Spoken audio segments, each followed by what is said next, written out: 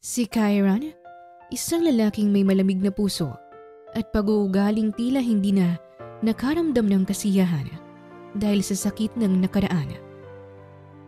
Matapos mo kong iwan, ay naghanap ka pala ng iba.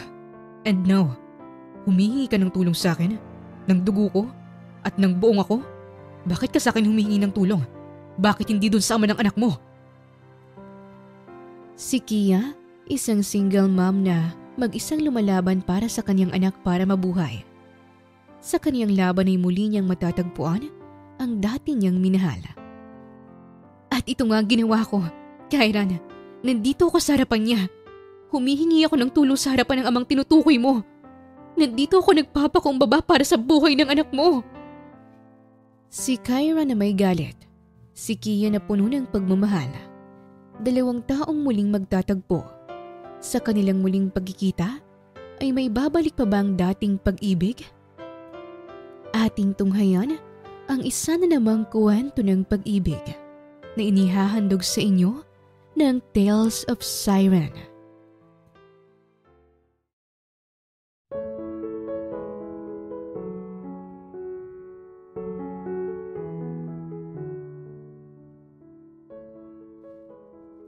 Dalawang ektarya po ng lupang binibenta ko, Mang Ed. Wika ni Kia sa matandang may kaya na pinagtatrabahuhan nila ng kanyang ama noong nabubuhay pa ito. Bumuntong hininga si Mang Ed at naupo sa bangko at naaawang tinignan sa mga mata si Kia. Kia, ano na lang bang meron ka kung pati ang lupa ng iyong amay ibibenta mo? Alam ko kung gaano kahalaga ang lupang ito para sa'yo. Ipinaglaban pa ito ng ama mo sa mga kadugo niya kahit na halos patayin siya ng mga kalahi niya para lang sa lupang ito. Kia, halos ibuwis ng ama mo ang buhay niya. Maibigay at mapamana lang niya ang lupang ito sa'yo. Kia, alam mo bang ginagawa mo? Nanlulumon itong sambit at bumagsak ang mga luha mula sa mata ni Kia.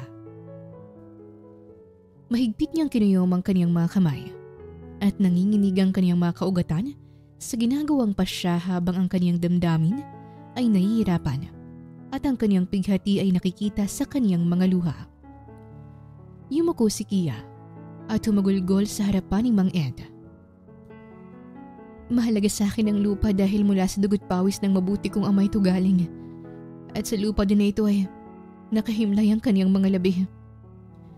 Mahal na mahal ko ang lupang ito, Mang Ed. Pero wala akong magagawa. Wala akong pagpipilian. Ang hirap-hirap sa kalooban ko ang pasya kong ito pero Mang Ed, wala akong magagawa. Wala akong ni kahit konting magagawa. Tura niya at maging si Mang Ed ay nasasaktan para kay Kia. Tutulungan kita, Kia. Sapat na po, Mang Ed. Sapat ng tulong mo sa akin mula noon hanggang ngayon. Ayokong maabuso ang kabutihan mo. Pero paano ka? Paano kayo? Saan kayo pupunta pagkatapos nito? Nasanla mo na sa bangko ang bahay ninyo at ngayon ay ibinibenta mo ang lupa mo sa akin. Kia, pag-isipan mo ito. Masakit man pero napag-isipan ko na po lahat, Mang Ed. Mahalaga man sa akin ang bahay maging ang lupa na minana ko sa aking ama pero kailangan ng anak kong lahat ng yun. Kailangan ni Ethan ang lahat, Mang Ed. Kailangan ng anak kong lahat ng ito para mabuhay siya dahil pakiramdam ko ay malubha ang sakit ng anak ko. Bilang ina, Mang Ed, ay gagawin kong lahat para sa anak ko. Ama ka rin po, kaya siguro naiintindihan mo ko. Nahihirapan po ako. Nahihirapan ang puso ko, ang damdamin ko, ang kaluluwa ko. Nahihirapan ako sa lahat. Para akong isang babaeng unti-unting nalulubog sa isang kumunoy na kahit anong kapit ko'y unti-unti akong nawawalan ng hininga. Ganoon kabigat ang damdamin ko, Mang Ed. Naawa ako sa iyo, Kia. Awang-awa ako sa iyo. Sige, kung ito ang paraan para matulungan kita. 2 ektarya para sa 200,000 piso. Yan lang ang kaya kong ialok sa iyo dahil mahina rin ang negosyo ko ngayon, Iha. Sagot nito at nanlamig ang mga kamay ni Kia. Mang Ed, baka pwede mo namang dagdagan? Halos pabulong niyang sambit dahil sa dinami-rami ng tulong nitong naibigay sa kanya ay hihingi pa siya ng dagdag at siya na nga itong nagpupumilit. Kakapalan ko na po ang mukha ko, Mang Ed. Kahit konti lang, dagdagan mo po. Aniya, sabay bagsak ng magkasunod na mga luha mula sa kaniyang mga mata. 220,000 Kia. Yan lang ang pwede kong may dagdag. Maraming salamat po. Sapat na po ang mga ito, Mang Ed. Sana payagan mo pa rin po akong umapak sa lupang ito para mabisita ang puntod ng ama ko. Pakiusap niya at tinapik nito ang kaniyang balikat. Hindi ko ipagkakait sa iyo ang pagkakataon na yan, Kia. Hintayin mo ako dito at kukuha lang ako ng pera para sa iyo. Anito at agad itong tumalikod. Hindi nagtagalay, bumaba na si Mang Ed at may dala itong makapal na sobre at nilatag ito sa mesa. Eto, ingatan mo yan, Kia, at mag-ingat ka. Maraming salamat po, Mang Ed. Tatanawin ko po ito sa iyo bilang isang malaking utang na loob. Maraming salamat po. Ani rito at nanlalambot na tumayo mula sa bangko at mabigat na inihakbang ang kaniyang mga paa palayo. At bawat hakbang na kaniyang ginawa ay siya ring pagbagsak ng kaniyang mga luha. Nang makuha ni Kia ang pera, ay agad siyang dumiretso sa ospital upang bisitahin ang anak. Ma, uuwi na ba tayo? Palagi na lang akong nasa ospital. Hindi ba ako pwedeng maglaro? Sambit ni Ethan sa ina at hinaplos ni Kia ang buhok ng anak. Maglalaro ka kapag magaling ka na at lalabas tayo sa ospital kapag sinabi na ng doktor sa'yo na pwede na tayong lumabas. Aniya sa anak at halata sa mukha nito na napapagod na ito na palagi na lang itong pabalik-balik sa ospital. Sana makalabas na ako, Ma. Gusto ko nang maramdaman ang sikat ng araw. Sambit ng bata ng isang boses ang umagaw sa atensyon ni Kia. Kumare, halika. Sambit ni Betty na siyang ninang ni Ethan. Dalaga pa ito at ito ang katuwang ni Kia sa pagbabantay sa kaniyang anak. Lumabas si Kia at pagkalabas niya ay sinalubong siya ng doktor na ngayon ay kasama ni Betty. Dok, kumusta pong kalagayan ng anak ko? Magaling na po ba siya? Pwede na po ba kaming lumabas? Halos magdalawang linggo na kami dito eh. Aniya sa doktor at mabigat itong umiling dahilan para kabahan si Kia. Dok, bakit po? Bakit naman po ganyan ang reaksyon ng mukha niyo? Kinakabahan naman po ako sa inyo eh. Wala naman sa mahirap na kalagayan ng anak ko, di ba? Aniya at halos magbaku-baku ng kanyang boses dahil sa kaba. Pasensya na pero matapos sumailalim ng anak mo sa maraming test, I thought na hindi naman ganun kalala ang lagay niya. But he is. Anunsyo nito at tumigil ang mundo ni Kia. Ano? Ano, Dok? Anong sinabi mo? Anong he is? Ano ba talagang kalagayan ng anak ko? Malakas niyang wika at kulang na lang ay magwala na siya sa ospital. Mars, huminahon ka muna. Kalmahin mo muna ang sarili mo. Alo pa ni Betty at hinapuha pang likod ng kumare. Paano ko kakalma kung gano'n ang maririnig ko, Betty? Ano ko yun eh? Ano kung pinag-uusapan dito? Dok, ano ba talagang kalagayan ng anak ko? Sabihin niyo naman sa akin ng diretsahan oh. Pakiusap niya habang namumula ang kaniyang mga mata at handa nang pumatak ang kaniyang mga luha anumang oras. Ang anak mo ay nasa mahirap na sitwasyon. Meron na lang siyang 5 taon para mabuhay. Ano? Anong 5 taon? Sino ka para sabihin sa akin na meron na lang 5 taon ng anak ko para mabuhay? Sino ka ba ha? Diyos ka ba? Sino ka para lagdaan ng huling taon ng anak ko? Wala kang karapatan! Wala kang karapatan! Doktor ka lang, kaya sino ka para diktahan ang buhay ng anak ko? Mabubuhay ang anak ko, Dok. Mabubuhay siya at wala sa dila mo ang kapalaran niya. Mars, huminahon ka, Mars. Betty, Mabubuhay ang anak ko. Mabubuhay siya ng mas mahaba pa sa 5 taon. Hindi ko kaya. Hagulgol ni Kia at lugmok na hinawakan ng kamay ng doktora. Dok, mabubuhay ang anak ko, di ba? Nang hindi 5 taon lang. Sabihin mo, pakiusap. 10 years old pa lang ang anak ko, Dok. Ang bata-bata pa ng anak ko. Mahal na mahal ko siya. Tulungan mo naman ako, Dok. Pagmamakaawa niya at awang-awa sa kanyang doktora. Mabubuhay siya kapag nabigay natin ang kailangan niya. Pasensya ka na pero malubha ang kalagayan ng anak mo. Kailangan niya ng bone marrow transplant.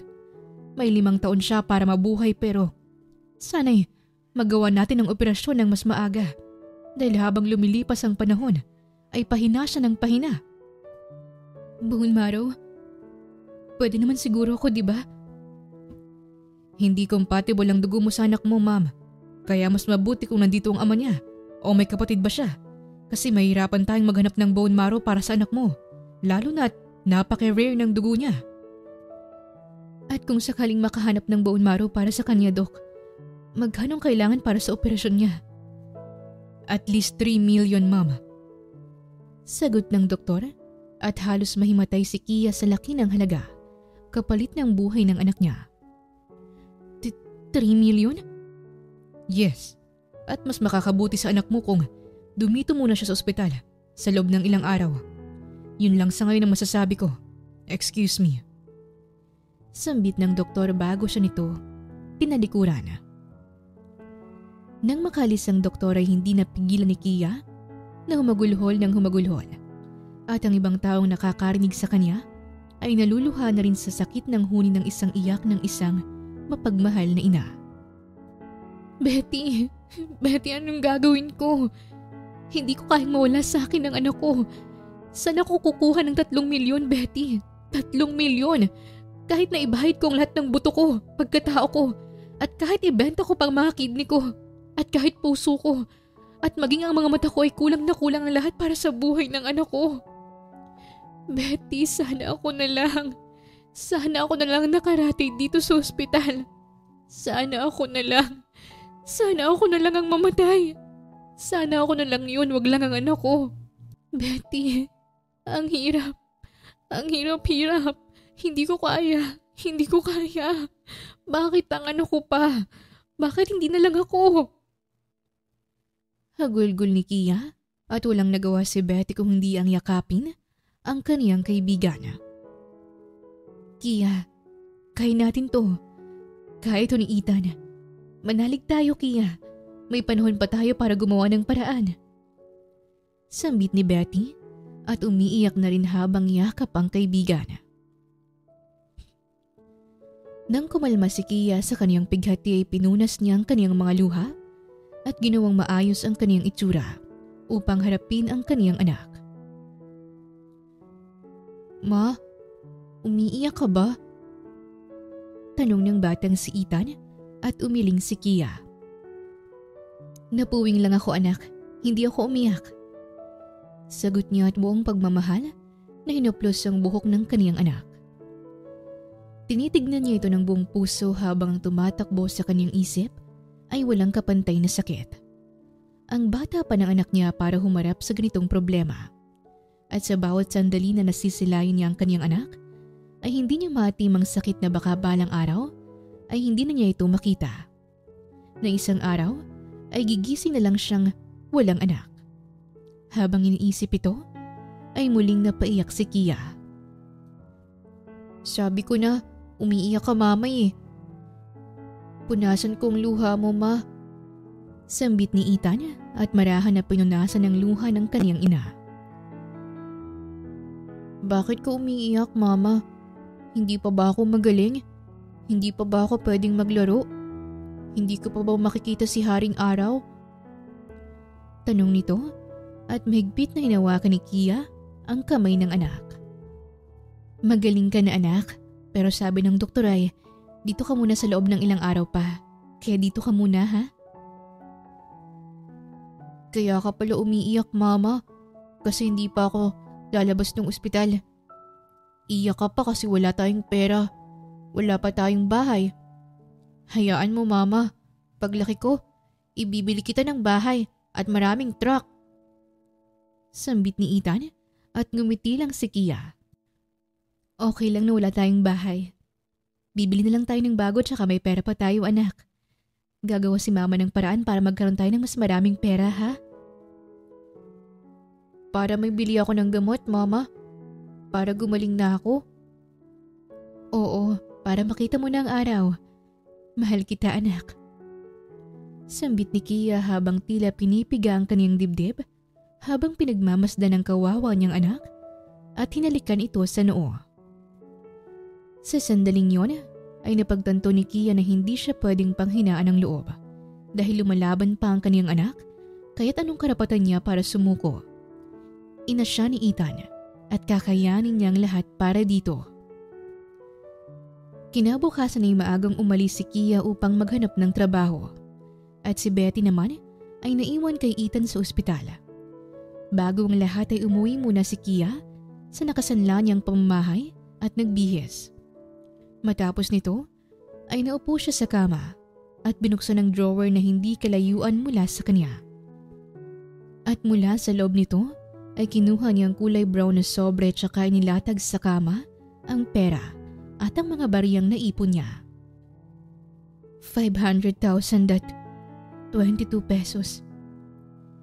Aniya sa kaniyang sarili at ang pera na ito ay mula sa sanla niyang bahay at sa binentang lupa.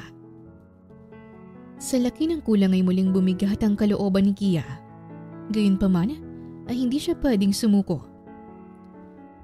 Para kay Ethan, lalaban ako. Porsige niya sa kaniyang sarili at humarap sa salamin tsaka sinuklay ang basa niyang buhok. Pagkatapos nito ay mabilis siyang naghanap ng trabaho. Habang sa kabilang banda naman ay inis na inis si Kyran sa kaniyang sekretarya at palpak na naman ito sa trabaho. Seriously? This is all you can do? Anong silbi mo rito sa kumpanya nito kung ito lang ang kaya mong gawin? Are you useless or you are totally useless? Mabagsik na sambit ni Kyran at umiiyak na ang kaniyang sekretarya. I'm sorry sir, may emergency kasi sa bahay kaya hindi ko nagawa ang lahat. Ang papa ko po kasi sinugod sa ospital at… The hell I care about your family. This is my company and this company needs a great employee. Sige nga, kung iintindihin ko ang emergency mo, anong magagawa nito sa oras ng ganitong trabaho? I need the data right now and you have nothing to give me? You're totally useless. Get out! I'm sorry sir. Pangako po gagawin ko ng mas maayos ang trabaho ko. There's no more next time dahil wala ka ng trabaho. Pero sir… Leave! I said leave! Pagtatabuyan ni Kyran at umiiyak na lumabas ang kaniyang sekretarya. Christopher, come here! Sigaw ni Kyran at parang kidlat na pumasok si Christopher sa office ng amo. Yes, boss. Hanapan mo ko ng bagong sekretarya, yung may silbi. Sir, everyday po tayong hiring at everyday po kayong nagtatanggal ng sekretarya. And I doubt kung may makukuha tayo agad. Anito at nanilisik ang mga matang nilingon ito ni Kyran. Are you being useless too right now, Christopher? No, sir. Good. Now, do what I say. At kung hindi mo ko mahanapan agad, you know the consequences, Christopher. Susunod ka sa sekretaryang yun. Malinaw po, sir. Ngayon at ngayon din ay hahanapan kita ng sekretarya. Sagot nito at nagmamadaling umalis sa office ng boss bago pa siya pag-initan ito ng tuluyan. Si Kyran ay isang kilalang walang pusong boss sa Limeliaton Real Estates. Si Kyran ay lalaking walang anak, walang asawa, walang girlfriend at walang damdamin. At ang buong pagkatao nito ay binubuo lamang ng init ng ulo at init ng dugo. Sa abalang araw ay napansin ni Tenzo ang mainit na araw ng kaniyang kaibigan at business partner kaya't pumasok siya sa office nito at nag-alok ng wine sa baso. Here, Kyran. Kumalma ka muna. Saad ni Tenzo at binigay ang isang kupita ng wine sa kaibigan at malugod itong tinanggap ni Kairan. Thanks, Tenzo. Sagot niya at ininom ang wine. Ang aga-aga umiinit na naman yung ulo mo, Kairan. Hindi ba pwedeng ni isang araw ay kumalma naman yung puso mo? Paano ko kakalma kung lahat ng sekretarya ko'y palpak? Well, maybe you can guide them or talk to them. Hindi ako confession room para makinig sa kanila, Tenzo. Ang kailangan ko dito ay marunong magtrabaho, hindi ang magdrama sa buhay. Well, sometimes kasi, communicating is the key for everything. Maybe you should try to do that. I don't need that. Kung marunong lang sila sa salitang commitment, ay magagawa nilang trabaho nila. I don't care kung anong nangyayari sa pamilya nila. Basta't ang trabaho ay trabaho. Sambit ni Kairan at napailing si Tenzo. Nagbago ka na talaga, Kairan. Before, napaka-maintindihin mo naman at mapagmahal. May damdamin ka naman nun. And I don't know why you've changed a lot. Parang hindi na ikaw ang dating kilala ko. You're now cold and almost evil. Sa bagay, you're now 33 at wala ka pang asawa at anak. Baka asawang kailangan mo para may lambing ka naman sa buhay. Baka totoo ang kasabihan na kapag tumatanda na ang isang tao at wala pang asawa ay nagiging mainitin ang ulo. What do you think, Kairan? Think your ass. Saan mo naman nakuha ang kasabihan na yan? That's useless. Isa pa, hindi ko kailangan ng magkaroon ng asawa. Because women are too ambitious. They can't love a man from who they really are. Basta alam lang ng mga babae ay ang sarili nilang kaligayahan. Oh, all I can hear from you is hatred. Babae bang dahilan bakit ka nagbago, Kairan? Tanong ni Tenzo at naningkit ang mga mata ni Kairan. Useless question. Umalis ka na at pinainit mo rin ang ulo ko. Pagtatabuyan ni Kairan at humagalpak sa tawa si Tenzo. Base sa ekspresyon mo ay tama ako. Babae nga ang dahilan. The evil and coldest Kairan ay nasaktan lang pala ng isang babae. Poor Kairan. Pangasar nito at mas lalong nainis si Kairan. Lumabas ka na! Pagtataboy nito at pinagtawanan lang siya ng kaibigan. Habang sa kabilang banda naman ay kasalukuyang ibinibigay ni Kia ang kaniyang resume para sa bakanting posisyon na inaalok ng kumpanya. Upo ka muna dyan at tatawagin lang kita mamaya. Wika ni Christopher at yun nga ang ginawa ni Kia at binasa lang nito saglit ang resume ni Kia at agad din itong tinawag. Miss Santiago. Tawag ni Christopher habang hawak ang folder ng resume ni Kia at lumapit si Kia rito. Yes po. Congratulations, Miss Santiago. Ikaw ang napili bilang personal secretary ng aming CEO. Talaga po? Tanggap na po ako? Yes, pero payong tao lang din at pareho lang tayo ng empleyado rito. Gusto ko sanang balaan ka na gawin mo ng maayos ang trabaho mo at huwag kang tatanga-tanga, okay? Baka kasi paglabas mo, wala ka na ring trabaho. At mahihirapan na naman akong maghanap ng kapalit mo. Medyo demonyo yung CEO natin pero pagtiisan mo na. Malaki naman ang sahod mo dito. Naintindihan ko po at maraming salamat. Good, ngayon sundan mo ko at ipapakilala na kita sa demonyo namin dito. Sagot nito sa kanya at malugod niya itong sinundan. Sa puntong ito'y walang pakialam si Kia kung masama ang ugali ng magiging boss niya. Basta't ang alam niya lang ay gagawin niyang trabaho niya para sa kanyang anak at para makapag-ipon ng sapat na halaga para rito. Hindi nagtagal ay narating na nila ang naturang opisina at sa isang iglap ay tila tumigil ang orasan para kay Kia nang masilayan niyang isang pamilyar na tindig. Ang lalaki nakatayo at nakatalikod sa kanila at kasalukuyang pinagmamasdan nito ang tanawin mula sa salaming pader ng office nito. Matangkad ito at matikas. Nakasuot ng itim na suit habang nakapamulsa ito. Kahit hindi pa nagtatagpo ang kanilang mga mata, ay kinakabahan si Kia at may isang tao siyang naaalala rito. Excuse me, Sir Kairan. Nandito na po ang bago mong sekretary. Wika ni Christopher at agad na lumingon ang lalaki at tila lumundag ang puso ni Kia nang magtagpo ang kanilang mga mata at mabilis niyang nakilala kung sino ang lalaking yon. Kairan? Mahina at pabulong niyang sambit sa pangalan nito. Ang mga mata ng lalaki ay biglang naningkit at nag-anyong demonyo. Maitim ang aura nito at puno ng galit. Tiimang ang bagang at tila kung magsasalita ito ay wala itong magandang sasabihin. You've got to be kidding me. Malamig na wika ni Kairan at gumuhit ang ngiti sa labi nito. Ngiting hindi masaya kundi galit. So, you're my new secretary, huh? Dugtong nito na may mabigat na galit sa dibdib. Shirley Maliaton. Agad na singit ni Christopher.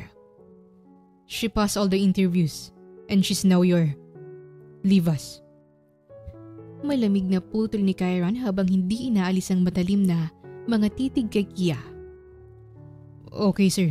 Well, I'll have my leave now. All right. Wika ni Christopher at iniwan ang dalawa. Nang makalabas si Christopher, ay binalot ng katahimikan ng buong silid. Walang salita, ngunit nababalutan nito ng maiitim na aura, habang si Kia naman ay halos hindi na makapagsalita at ang kaniyang mga mata ay nakatitig lang sa mga mata ni Kairan at puno ng kaba ang kaniyang dibdib at hindi siya makapaniwala na muli silang magkikita sa ganitong paraan. Tignan mo nga naman ang pagkakataon at panahon, Kia. Nagkita pa rin tayo sa kabila ng lahat. Inihakbang nito ang kaniyang mga paa palapit kay Kia. Bawat hakbang nito ay siya ring bigat sa dibdib ng dalaga at huminto si Kairan sa tapat ng dalaga. Matangkad si Kairan at tila parang insekto lang si Kia sa mga mata nito. Nais ni Kia na yumuko at ibaba ang kaniyang tingin, ngunit hindi niya magawa. At kasunod nito ay naramdaman niyang paghaplos ni Kairan sa kaniyang pisngi at nakaukit pa rin sa labi nito ang mapaglaro at malidemonyo nitong mga ngiti. Akala ko hindi ko na muling makikitang makapal mong mukha kailanman, Kia. Pero ito ka, nakatayo sa harap ko at parang wala lang ang lahat ng ginawa mo. Sambit nito at kabadong napalunok ng kanyang sariling laway si Kia. Kairan, hindi ko alam na... Hindi mo alam? Ang alin? Na ako ang may-ari ng building na ito? Hindi mo alam kasi paano mo naman malalaman kung basta ka na lang nawala sa buhay ko, di ba? Kaya paano mo malalaman? Pwede ba huwag na nating halongkatin ng nakaraan? Gusto ko lang ng trabaho. Lakas loob niyang turan rito at ngumisi ang binata at nagdilim ang mga mata nito. Fine, kung trabaho ang hanap mo. Turan nito at naglakad pabalik sa desk at naupo na parang kung sinong nakatataas. Bibigyan kita ng trabaho. Hindi naman ako ganun kasamang tao eh.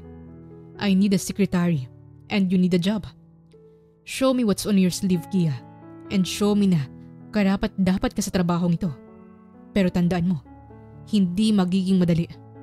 Gusto mong manatili rito? Fine. But don't think na magiging madali ako sa'yo. Babala niya sa dalaga. Kairan, patawarin mo sana ako sa lahat ng nagawa ko noon sa'yo at... Tumahimik ka. Singhal nito sabay hinampas ang kaniyang kamay at malakas na kumalabog ang mesa. Dahilan upang matahimik si Kia. Walang kapatawaran ang ginawa mo sa akin, Kia. Walang salitang patawad ang makakapantay sa sakit na iniwan mo sa akin. Dugtong nito na puno ng galit at mga titig nito ay tila parang mga patalim na nais humiwa sa kanya. Secretary, you want this job, right? Then, start acting like one. Ilagay mong lahat ng papeles na to sa alphabetical order within 30 minutes. At kung may mali kahit isa, aalisin kita agad. Maliwanag? Anito at inihagis nito ang makapal na folder ng dokumento sa mesa. Nais ni Kyra na masindak at matakot si Kia sa kanya. Ngunit wala itong bahid ng kahit anong takot sa katawan at tanging Determinasyon lang ang nakikita niya sa mga mata ni Kia. Para saan ako? Gagawin ko ang lahat kahit pahirapan mo pa ako, Kyran. Wika ni Kia sa kanyang isipan at kinuha ang mga dokumento. Naiintindihan ko, Kyran. Sagot niya at ngumisi lang ito. Good. At tandaan mo, wala nang Kyran dito. Call me Limalyaton. Sir Limalyaton. Boss Limalyaton. Is that clear? Yes, Sir Limalyaton. Turan niya rito at yumuko muna sa binata bago umalis. At akmang lalabas na siya ng pintuan nang bigla itong nagsalita. Stop! Where are you going? Sa labas ng office mo para ayusin ang mga dokumento na ito. Wala pa akong binibigay na office mo. Kaya saan mo yun gagawin? Sambit nito at napagtanto ni Kia na wala pa nga pala siyang office. Anong gusto mo? Come back here and do it here. Demanda nito at napabuga ng maraming hangin si Kia. Alam niya sa kaniyang sarili na maraming galit ang puso ni Kyran sa kanya at ramdam niya na balak siya nitong pahirapan hanggang sa kusa siyang sumuko at umalis. Ngunit hindi yun mangyayari dahil wala siyang ibang iniisip ngayon kundi ang anak niya at ang lahat ng ito ay para kay Ethan. Tahimik na lumapit sa side deck si Kia at nag-umpisang gawin ang utos ni Kyran sa kanya. Kinakabahan siya dahil bagaman hindi niya binabalingan ng atensyon si Kyran, ay batid niyang naghihintay ito ng magiging kamalian niya. At ramdam niyang mga mata ni Kyran na sinusuri kung paano ba siya maduwag. Tinititigan siya nito ng kay talim at bigla itong tumayo sa silya at humakbang ito ng paikot sa kanya at yumuko ito banda sa kanyang likuran at ramdam niyang hininga nito sa kanyang batok at kulang na lang ay magsitayuan ang mga balahibo niya sa katawan. Gayunpaman ay pinilit niya ang kanyang sarili na huwag magpa-apekto. Hindi mo ba naiisip, Kia? Bulong nito sa kanyang tenga. Na bawat sandali na nakikita kita ay parang insulto na pagkatapos mong iwan ako ng walang paliwanag ay babalik ka bilang empleyado ko. Hindi ko na iniisip yun, Mr. Limalyaton. May dahilan ako nun. Reasons? You have your reasons? Forget it. Ano man ang rason mo ay wala akong pakialam. Magpapaliwanag ako kung gusto mo akong marinig. Save it. Hindi ko kailangan ng paliwanag mo. Ang kailangan ko ay ang makita kang nahihirapan.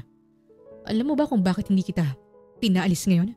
Dahil gusto kong malalasap mong pakiramdam na ikaw ang nasa ilalim ng kapangyarihan ng taong iniwan mo noon. Wika ni Kyran, ngunit buong determinasyon siyang tinitigan ng dalaga sa mga mata.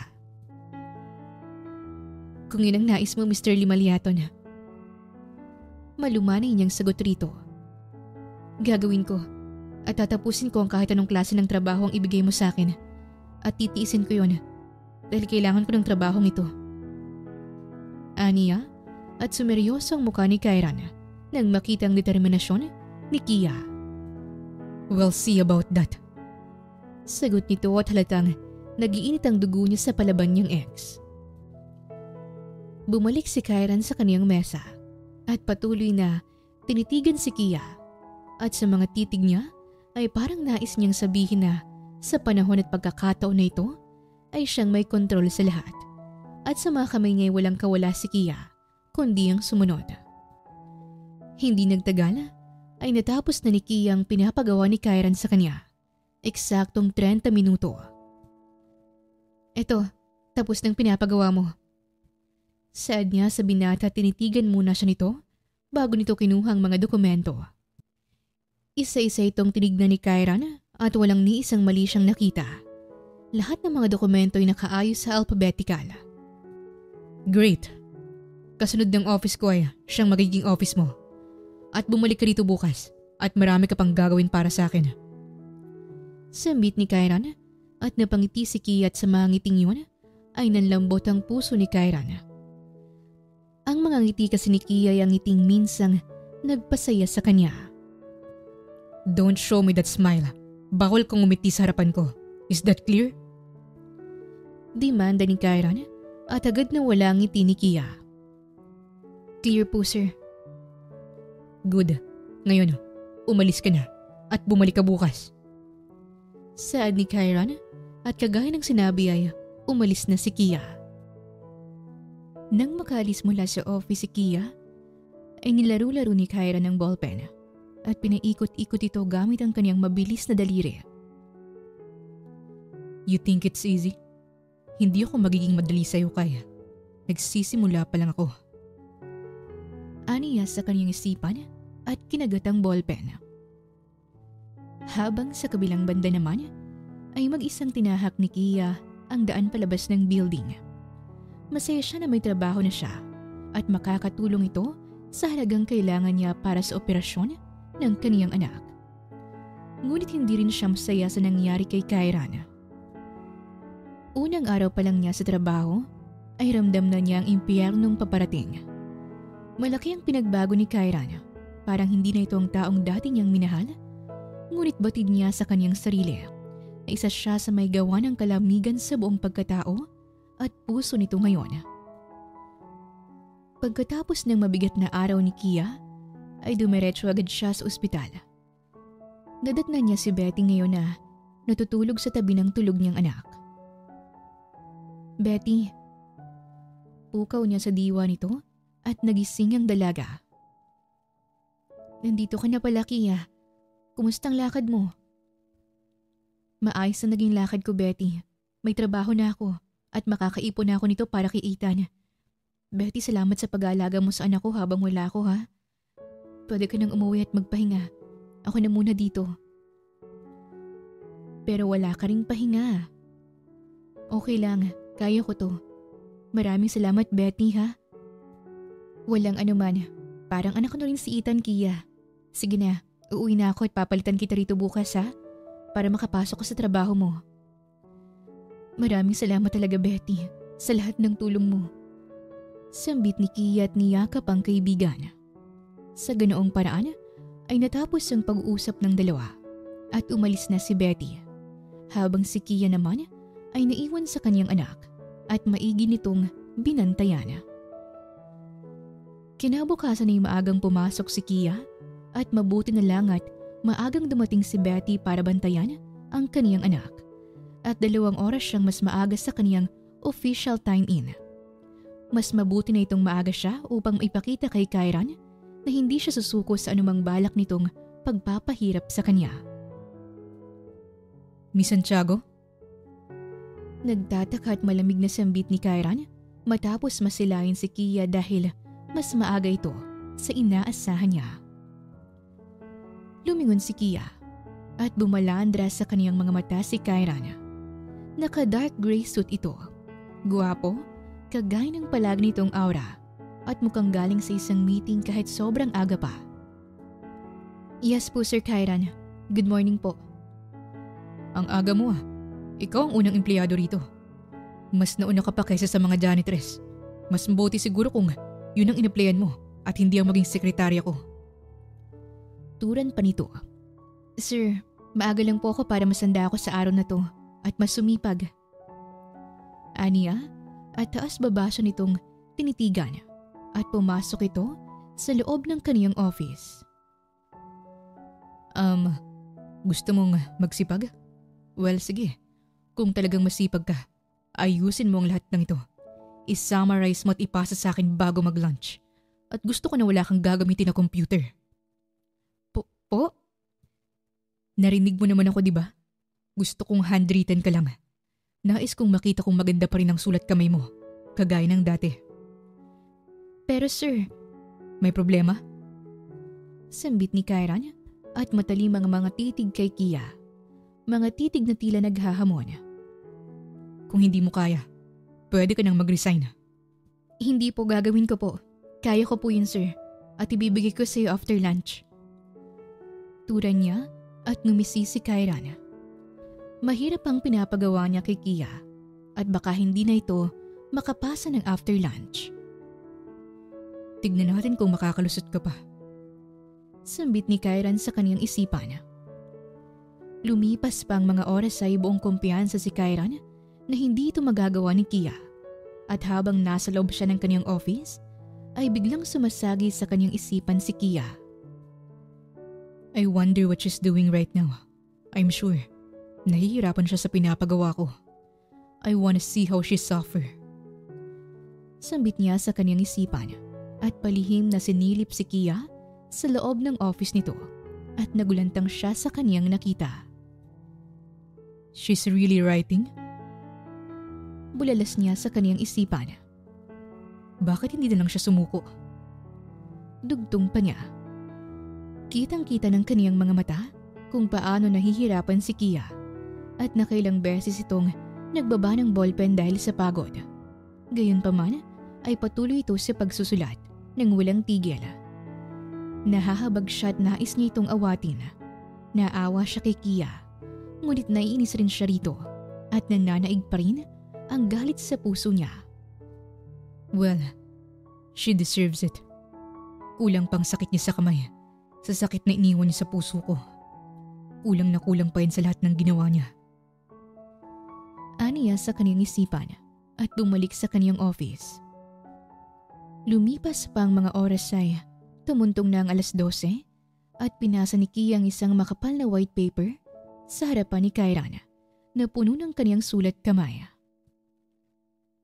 Sir Kyran, ito na po ang pinapagawa mo sa akin. Aniya at tinignan siya ni Kyran bago kinuha ang mga puting papel at isa-isa itong binuklat. Not bad.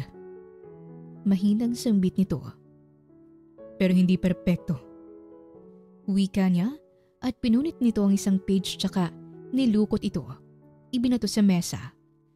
At tumalo ng bilog na papel sa paanan ni Kia. Ulitin mo.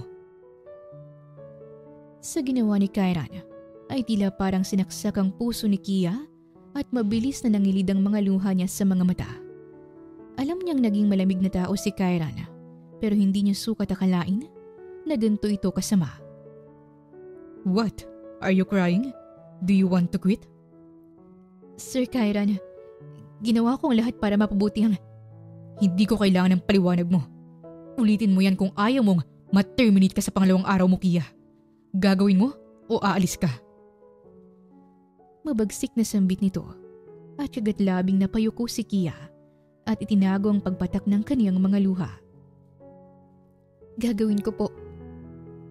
Sagot niya at pinulot ang punit na papel at kinuha sa mesa ni Kyran ang iba niyang sulat. Good girl. Make sure na ipasa mo sa akin yan sa loob lamang ng 2 oras. Masama nitong sagot. Ngunit nang makita niya ang mga luha sa mga mata ni Kia, ay nanlambot ang kaniyang puso. Nasasaktan siya sa pagpatak ng luha nito at nais niya itong punasan. Get out! Get out! Mabagsik niyang sambit kay Kia at mabilis na umalis ang dalaga mula sa kaniyang paningin. Nang makaalis si Kia ay mabilis na tumayo si Kyran mula sa kaniyang silya at sinuntok ng sobrang lakas ang mesa. Para siyang baliw na nilalabanan ang kaniyang damdamin.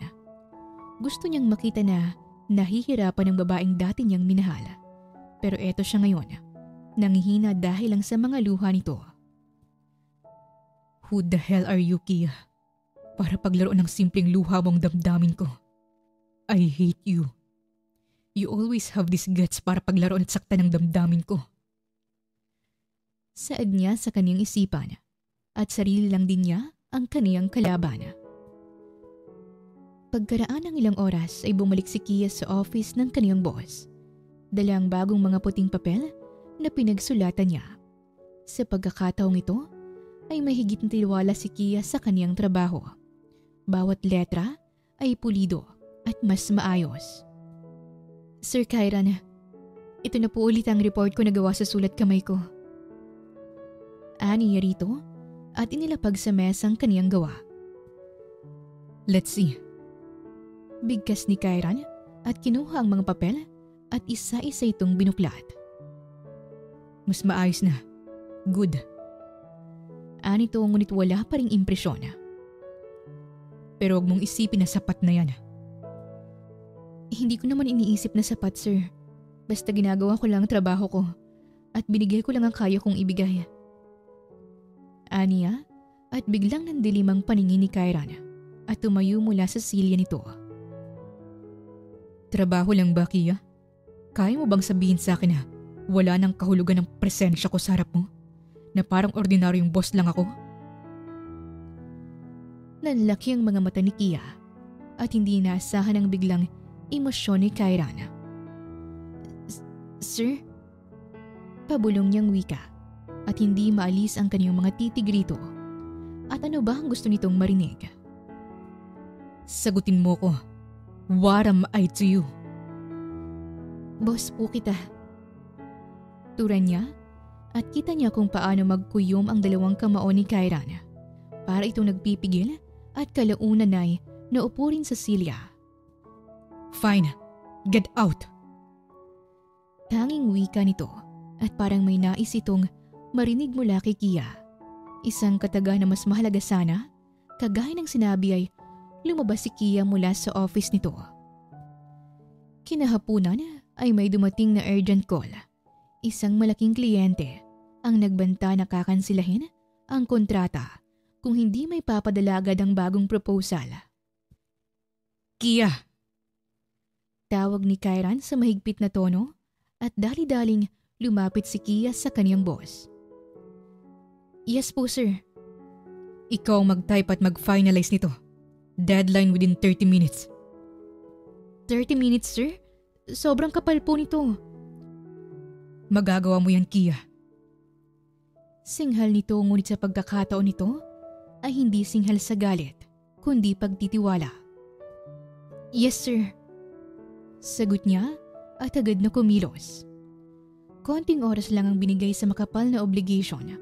Sa ikli ng panahon, ay kulang na lang ay ipasok ni Kia ang kaniyang mukha sa harapan ng computer at kulang na lang ay magkamali siya sa spelling. Gayunpaman ay kailangan niyang magmadali. Sa gitna ng hinahabol na oras, ay naramdaman ni Kia ang presensya ni Kairan sa kaniyang likuran at naramdaman niya ang dalawang kamay nito na humaplos sa kaniyang balikat. I trusted you this time, Kia. Don't fail me. Sambit ni Kairan at dahil sa tiwalang yun ay tila nalusaw ang puso ni Kia. Sana hindi lang tiwala sa trabaho ang kaya mong ibigay, Kairan. Sana ipagkatiwala mo rin ulit sa akin ang puso mo. Minsang naging akin. Pero hindi na ako hihiling ng higit pa. Ang mapatawad mo lang ako ay sapat na.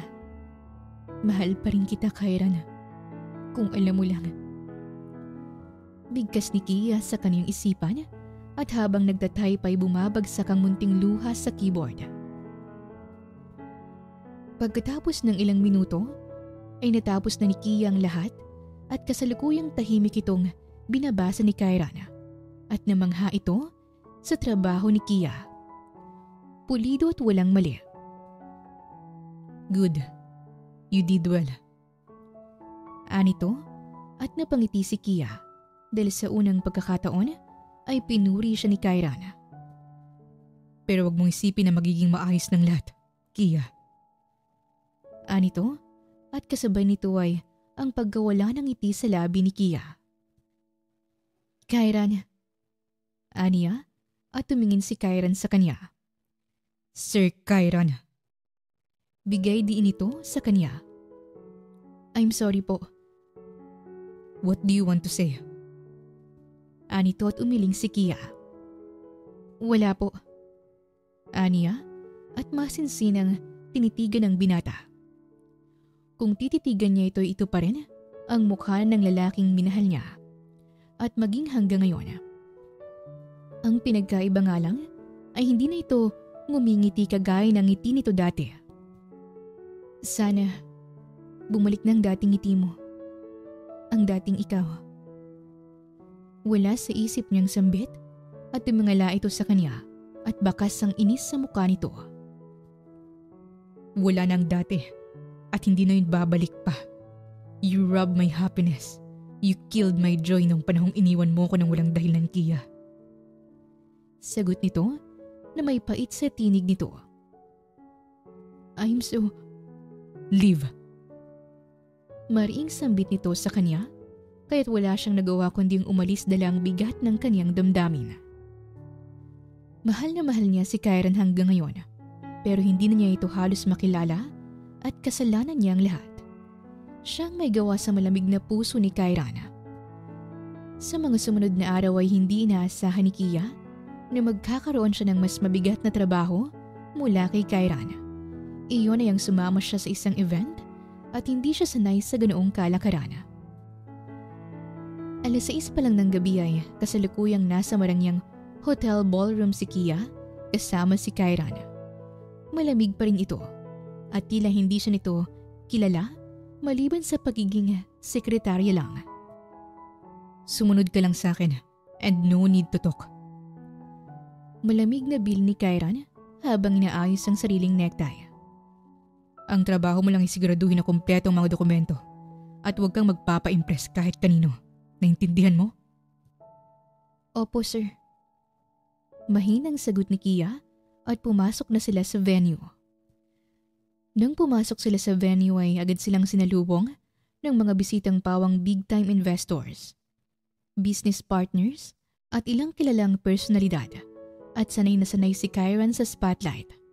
Matangkad ito, matikas at laging may aura ng otoridad. Samantalang si Kia ay parang palamuti lang sa gilid ni Kyran. Walang imik at hawak lang ang envelope nang biglang isang lalaking lumapit sa kanila. Hey Kyran, kanina ka pa ba? Sambit ni Tenzo at nakipagkamay sa kaibigan. Ngayon lang kami dumating. Ikaw ba? Balik tanong ni Kyran at agad napansin ni Tenzo si Kia. Si Tenzo ay gwapo at matikas, matipuno at mas approachable ito kumpara kay Kyran na parang palaging kaaway ang mundo. Kyran, who is this lovely woman, ha? Tanong ni Tenzo na may interes at pagkamangha. Just my secretary. Sagot ni Kyran at nagdiwang ang halakhak ni Tenzo. Secretary? Sayang naman kung secretary lang. Anito at inilahad ang kanyang kamay kay Kia. Hi, I'm Tenzo, business partner ni Kyran. At ikaw? Sandaling nag-atubili si Kia dahil parang hindi pabor si Kyran sa kanyang pakikipag-usap sa naturang binata. Gayunpaman ay malugod niyang tinanggap ang kamay nito. I'm Kia, sekretary ni Sir Kyran. Pakilala niya rito at nang nakawan niya ng tingin si Kyran ay para itong nag-aapoy sa inis kaya't peke na lang siyang ngumiti. Lumalim ng lumalim ang gabi ay naging abala si Kyran sa pakikipag-usap sa mga kapwa negosyante. Ngunit hindi niya magawang makipag-usap ng maayos dahil natatanaw niya si Kia na nakangiting nakikipag-usap kay Tenzo. Why does she look so happy with him? Aniya at abot langit ang kaniyang selos. Habang si Kia naman ay masaya sa pakikipag-usap kay Tenzo dahil magaan itong kakwentuhan at marami silang napag-uusapan. Ngunit sa bawat pagsilay niya sa kinaroroonan ni Kyran ay hindi niya maiwasang kabahan. Kahit medyo malayo sila mula sa isa't isa, ay ramdam niya ang talim sa mga titig ni Kyran at halatang inis rito. Parang nag-aapoy at parang nagbabawal. Hindi nagtagal ay hindi na nakatiis si Kyran at iniwan itong makausap. Miss Santiago. Yes, sir. Bring me the revised contract. Now. Pero sir, wala yun sa envelope ko at nasa kotse pa yun. Kukunin ko po ba? Exactly. Bilisan mo. Utos ni Kyran at dahan-dahang tumango si Kia. Okay, sir. Sagot niya at iniwan ang lugar. Nang makali si Kia ay nilapitan ni Tenzo ang kaibigan. Dude, seryoso? Bakit mo naman pinapagalitan yung sekretarya mo? Wika ni Tenzo at may halong pagtatanggol. She's smart and honestly, she doesn't deserve to be treated like that. Dugtong nito at nanlilisik ang mga mata ni Kyran. Stay out of it, Tenzo. She's my employee. Employee or something more. You know, kung ayaw mo sa kanya, Akin na lang. Don't you dare. She's my... Putol ni Kairan at halos lumabas ang lahat ng bagsik nito.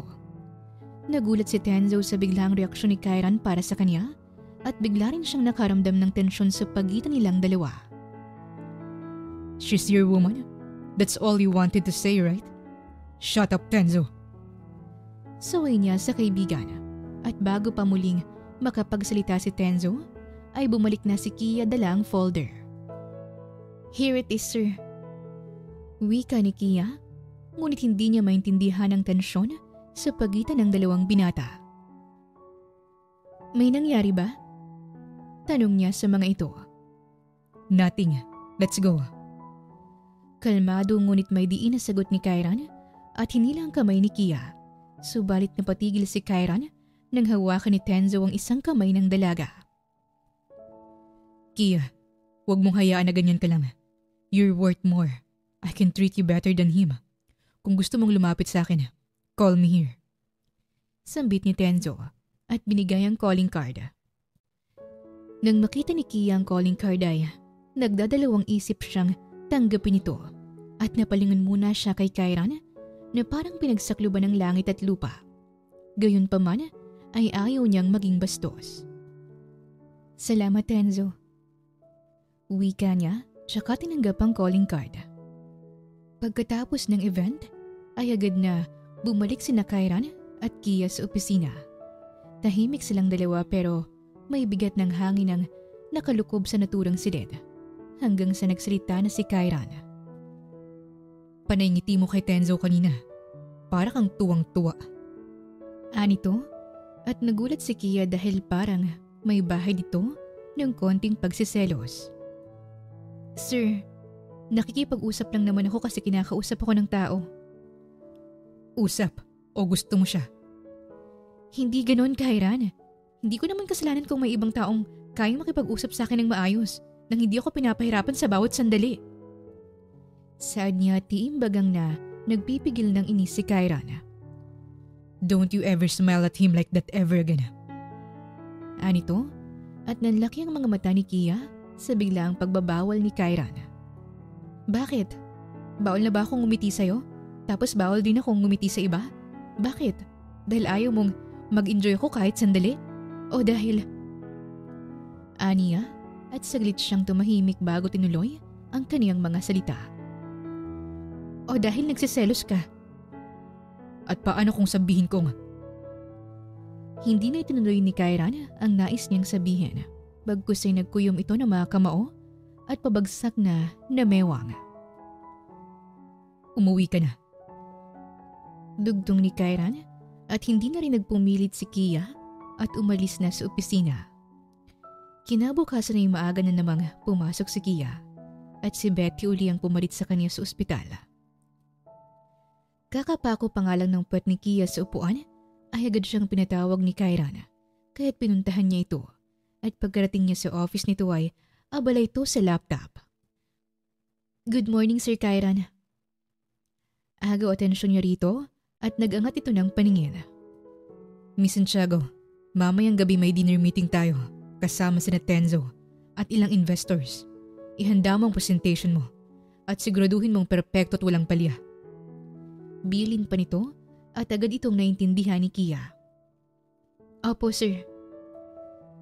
Kinagabihan sa loob ng mamahaling restaurant, sa harap ng mahaba at eleganteng mesa, ay nakaupo si Tenzo at 3 investors at syempre si Kairan, habang si Kia naman ay nakatayo at abalang inaayos ang projector at mga dokumento.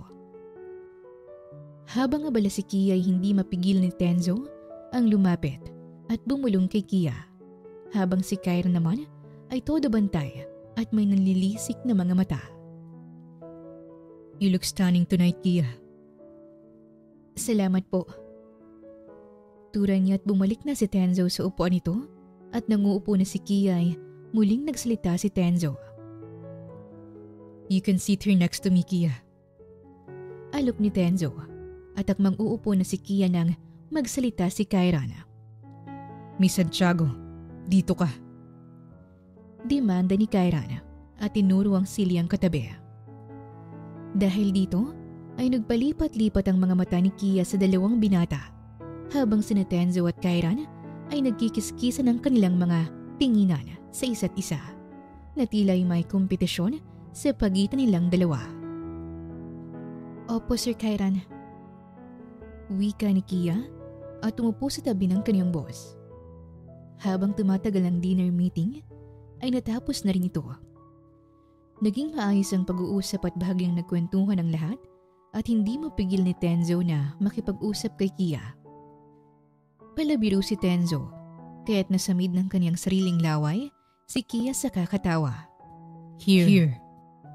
Wika ng dalawang lalaki at kapwa nag-abot ng tubig ang mga ito habang si Kia naman ay hindi alam kung kaninong baso ang kanyang tatanggapin. Salamat sa inyong dalawa. Wika ni Kia at nang tinanggap niya ang tubig ni Kairan at kasunod nito ay ang baso ni Tenzo. Okay ka na ba, Kia? Pag-aalala ni Tenzo at pasimpleng hinaplos ang buhok ng dalaga.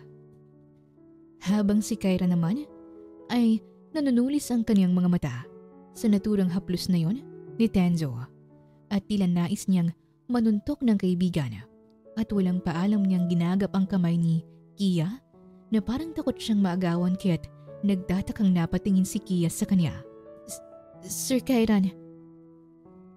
Gulantang niyang bigkas at kay bilis na kumalabog ang kaniyang puso dahil sa tagal ng panahon ay ngayon lang ulit hinawakan ni Kairan nang ganun kahigpit ang kaniyang kamay. Miss Santiago, kung hindi ka titigil sa pagngiti mo kay Tenzo, ay baka makalimutan kung nasa harap tayo ng mga investors. Ha? Quiet. Sambit ni Kairan at selos na selos sa kaibigan.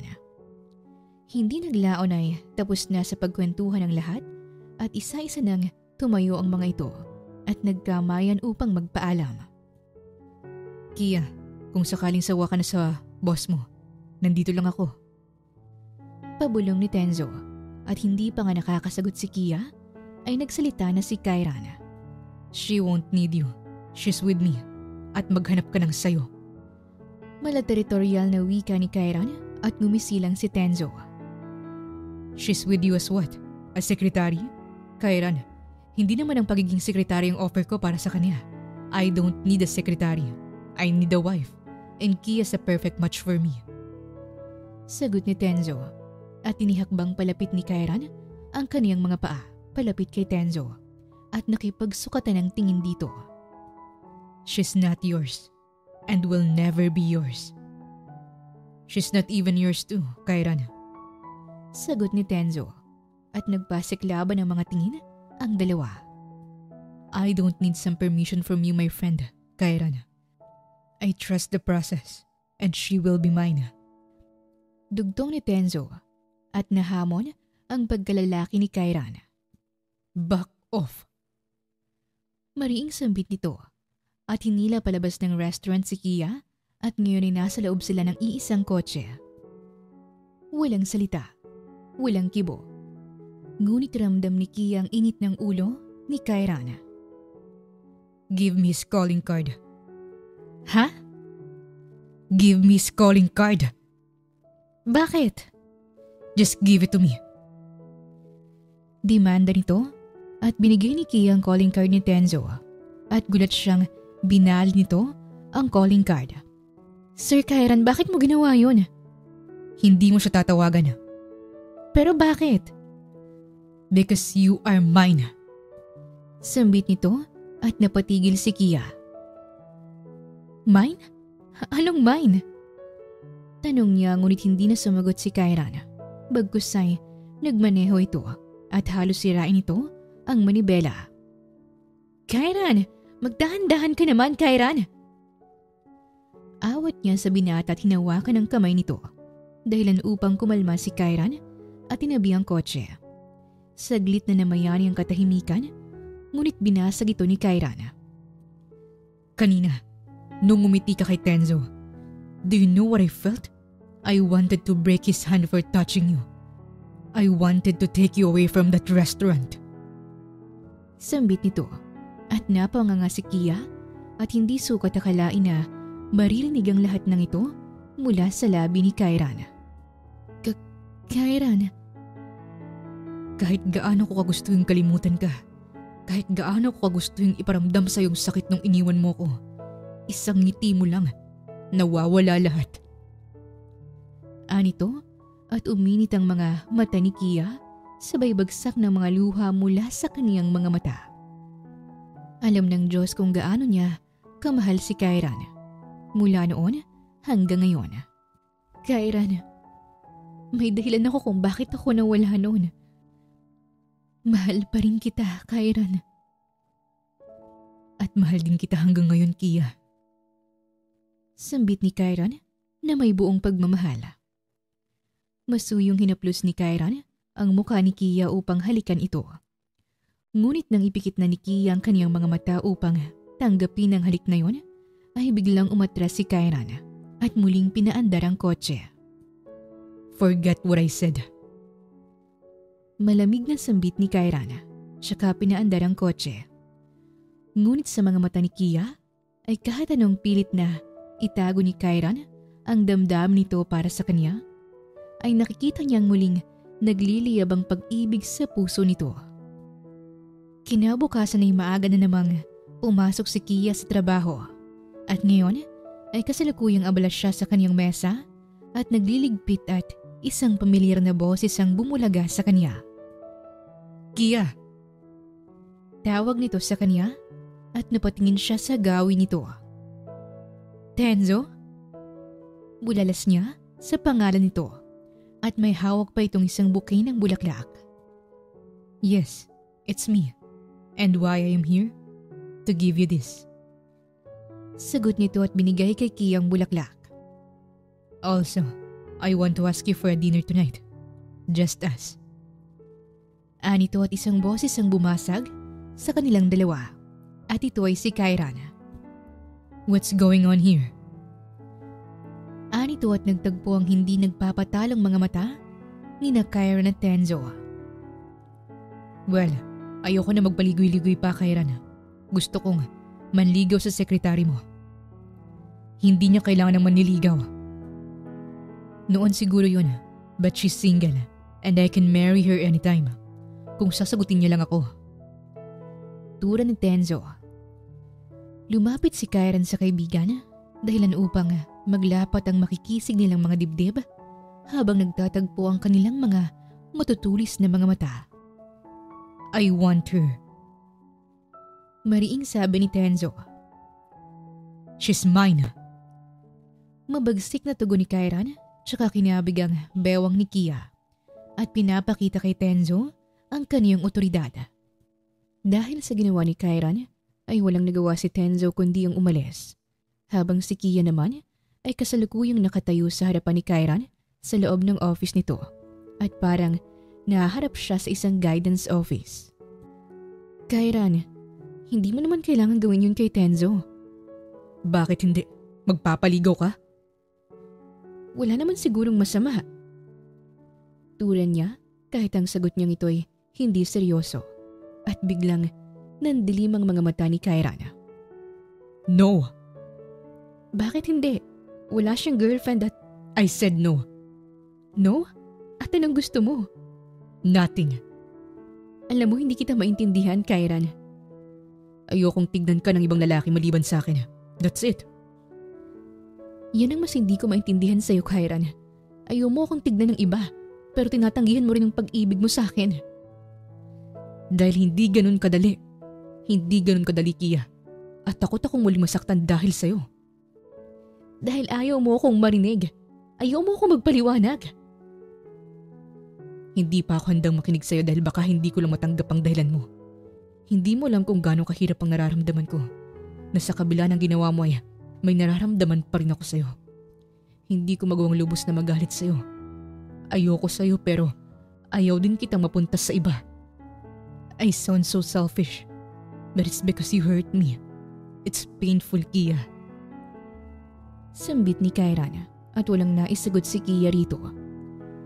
Batid niyang masakit ang kanyang ginawa kay Kairan noon at umalis lang siyang walang paalam pero meron siyang dahilan na hanggang ngayon ay hindi pa rin ito pinakikinggan. Matapos ng mabigat na komprontasyon sa pagitan nila Kia at Kairan, ay hindi na sila muling nag-usap pa. At ngayon ay kasalukuyang abala si Kia sa kanyang mesa sa pagliligpit upang umuwi nang biglang nakatanggap siya ng tawag mula kay Betty. "Kia, pumunta ka dito, Kia. Si Ethan." Sambit ni Betty sa kabilang linya. At kay bilis na kumabog ang puso ni Kia at nanlambot ang kaniyang mga paa. "Bakit? Anong nangyari sa anak ko, Betty?" "Basta, pumunta ka na agad dito." Demanda ni Betty at walang sinayang na oras si Kia at agad na umalis ng opisina at nagtungo sa ospital. Nang makarating si Kia sa ospital, ay hinang-hina ang kaniyang tuhod, ngunit pinipilit niyang maglakad. Wala pa nga siyang naririnig mula kay Betty, ay nauuna na ang kaniyang takot. Mula sa distansyang pagitan, ay nakita ni Kia si Betty na nasa labas ng kwarto ng kaniyang anak, kaya't nilapitan niya ito. "Betty, anong nangyari sa anak ko? Kamusta ang anak ko?" Nilagnat siya, Kia. "Natakot ako dahil bigla siyang nawala ng malay. Pero nasa loob ang doktor at sinusuri ang anak mo." Hindi nagtagal ay lumabas na ang doktor mula sa silid ni Ethan at agad itong sinalubong ni Kia. "Dok, kumusta ang anak ko? Anong kalagayan ng anak ko?" Tanong niya at napailing ang doktor. "Ma'am, hindi ko inaasahan na ganito kabilis bumagsak ang katawan ng anak mo at mabilis na nasira ang kanyang katawan. His lifespan is getting shorter. He needs an urgent bone marrow transplant para mabuhay siya. For now, wala pa kaming nakikitang nagmamatch sa kanya, ma'am. Kailangan ng anak mo agarang tulong and I suggest na maoperahan siya sa lalong madaling panahon." Wika ng doktor at sunod-sunod na bumagsak ang mga luha ni Kia. Paano kung matagalan pa ng konti, Dok? Wala pa kaming sapat na pera eh." "Ma'am, kapag mas tumagal pa, I can't guarantee your son's life. Excuse me." Sambit ng doktor bago sila nito tinalikuran. Habang si Kia naman ay pabagsak na napasalampak sa silya ng ospital at doon umiyak ng umiyak. Ang kaniyang iyak ay walang tinig hudyat na kaibigat ng kaniyang damdamin. At ilang minuto pa bago niya nagawang humagulgol ng malakas. "Betty, hindi mawawala ang anak ko, di ba? Betty, saan ako kukuha ng ganyang kalaking pera? Saan ako tatakbo para sa buhay ng anak ko? Halos mabaliw na ako, Betty. Halos hindi ko na nga ipahingi yung katawan ko eh. Bakit kung kailan ako mahina, doon pa ako minamadali ng panahon?" Hagulhol niya tinaplos ni Betty ang kaniyang likod. "Kia, susubukan kong matulungan ka. Uutang ako kahit kanino para kay Ethan. 2,500,000 pa ang kulang, Betty. Saan tayo kukuha ng ganun kalaking halaga?" Aniya sa kaibigan at mabigat silang nagyakapan. Kinabukasan ay tila wala sa sarili si Kia nang pumasok siya sa kanyang trabaho. Lutang ang kanyang isipan at namumugto ang kanyang mga mata sa puyat at kaiiyak. Saan ako kukuha ng ganun kalaking halaga? Aniya sa kanyang isipan at isang tao lang ang pumasok sa kanyang isipan, si Kairan. Para sa anak niya ay kakapalanan niya ang kanyang muka at ngayon ay kasalukuyang nakayuko siya sa harapan ng binata para sa nais niyang pabor. "Tell me what you need, Kia." Sambit ni Kairan at kagatlabi bago sumagot si Kia. "Uutang sana ako." "Magkano?" 2,500,000 piso. Big amount. At anong dahilan kung bakit ka umuutang ng ganyan kalaki? May mahalagang bagay akong paglalaanan. Bago ka pa lang dito, tapos uutang ka ng ganyan kalaki? Kahit 2 taon ka pang magtrabaho sa akin ay hindi mo mababayaran yan. Kahit habang buhay pa akong magtrabaho sa iyo, Sir Kairan, kahit habang buhay mo pa akong pahirapan, kakayanin ko. Mabayaran ko lang ang inutang ko sa iyo. Sagot niya at saglit na nag-isip si Kairan ng isang binata ang biglang pumasok at yun ay si Tenzo. Hindi ko maiwasang makinig. Sambit nito at napatayo si Kairan mula sa kanyang kinahupuan. Tenzo? If you can't, I can lend her the money she needs, Kairan. Sagot ni Tenzo at tumingin ito kay Kia. I will give you the money you need, Kia. Dugtong nito. No. At bakit hindi? She's my employee at sa akin siya umuutang. Kia, pumunta ka sa mansyon ko mamaya and I will give you the money you need. Sambit ni Kairan at napabuntong hininga na lang si Tenzo. Kia, if you need more help, you can call me. She doesn't need your help. Umalis ka na, Tenzo. Fine. Ikaw pa naman takot ba agawan? Wika ni Tenzo at napipikon si Kairan sa kaibigan. Hindi niya alam kung may gusto ba talaga ito kay Kia o sinusubukan lang siya nito. Pagkatapos ng pag-uusap na yon ay kasalukuyang nakatayo ngayon si Kia sa harap ng malaking gate ng mansyon ni Kairan at bumuga muna siya ng maraming hangin bago nag-doorbell. Hindi nagtagal ay nagbukas ang gate at si Kairan mismo ang sumalubong sa kanya. Nakasuot ito ng itim na sleeve at nakabukas pa ang ilang botones nito dahilan upang malantad ang bahagi ng dibdib nito. Magandang gabi, Sir Kairan. Casual niyang bati rito.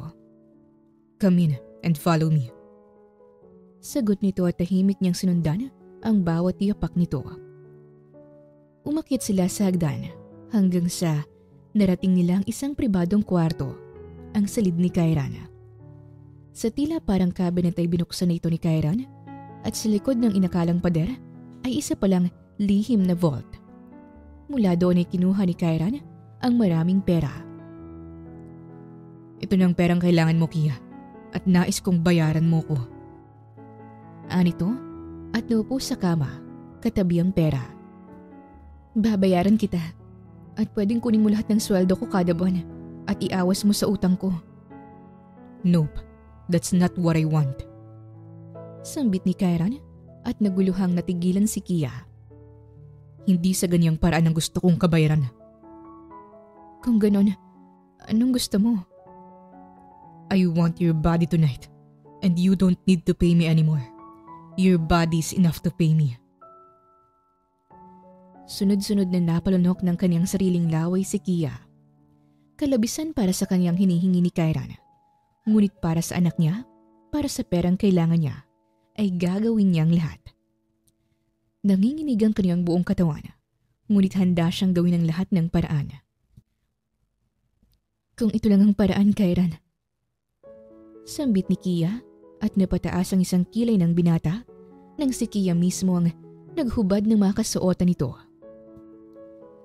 Hindi gumalaw si Kairan, bagkus ay tahimik siyang nakaupo sa kama at tinititigan si Kia, hindi bilang sekretarya, hindi bilang babaeng may utang, kundi bilang babaeng minahal niya noon.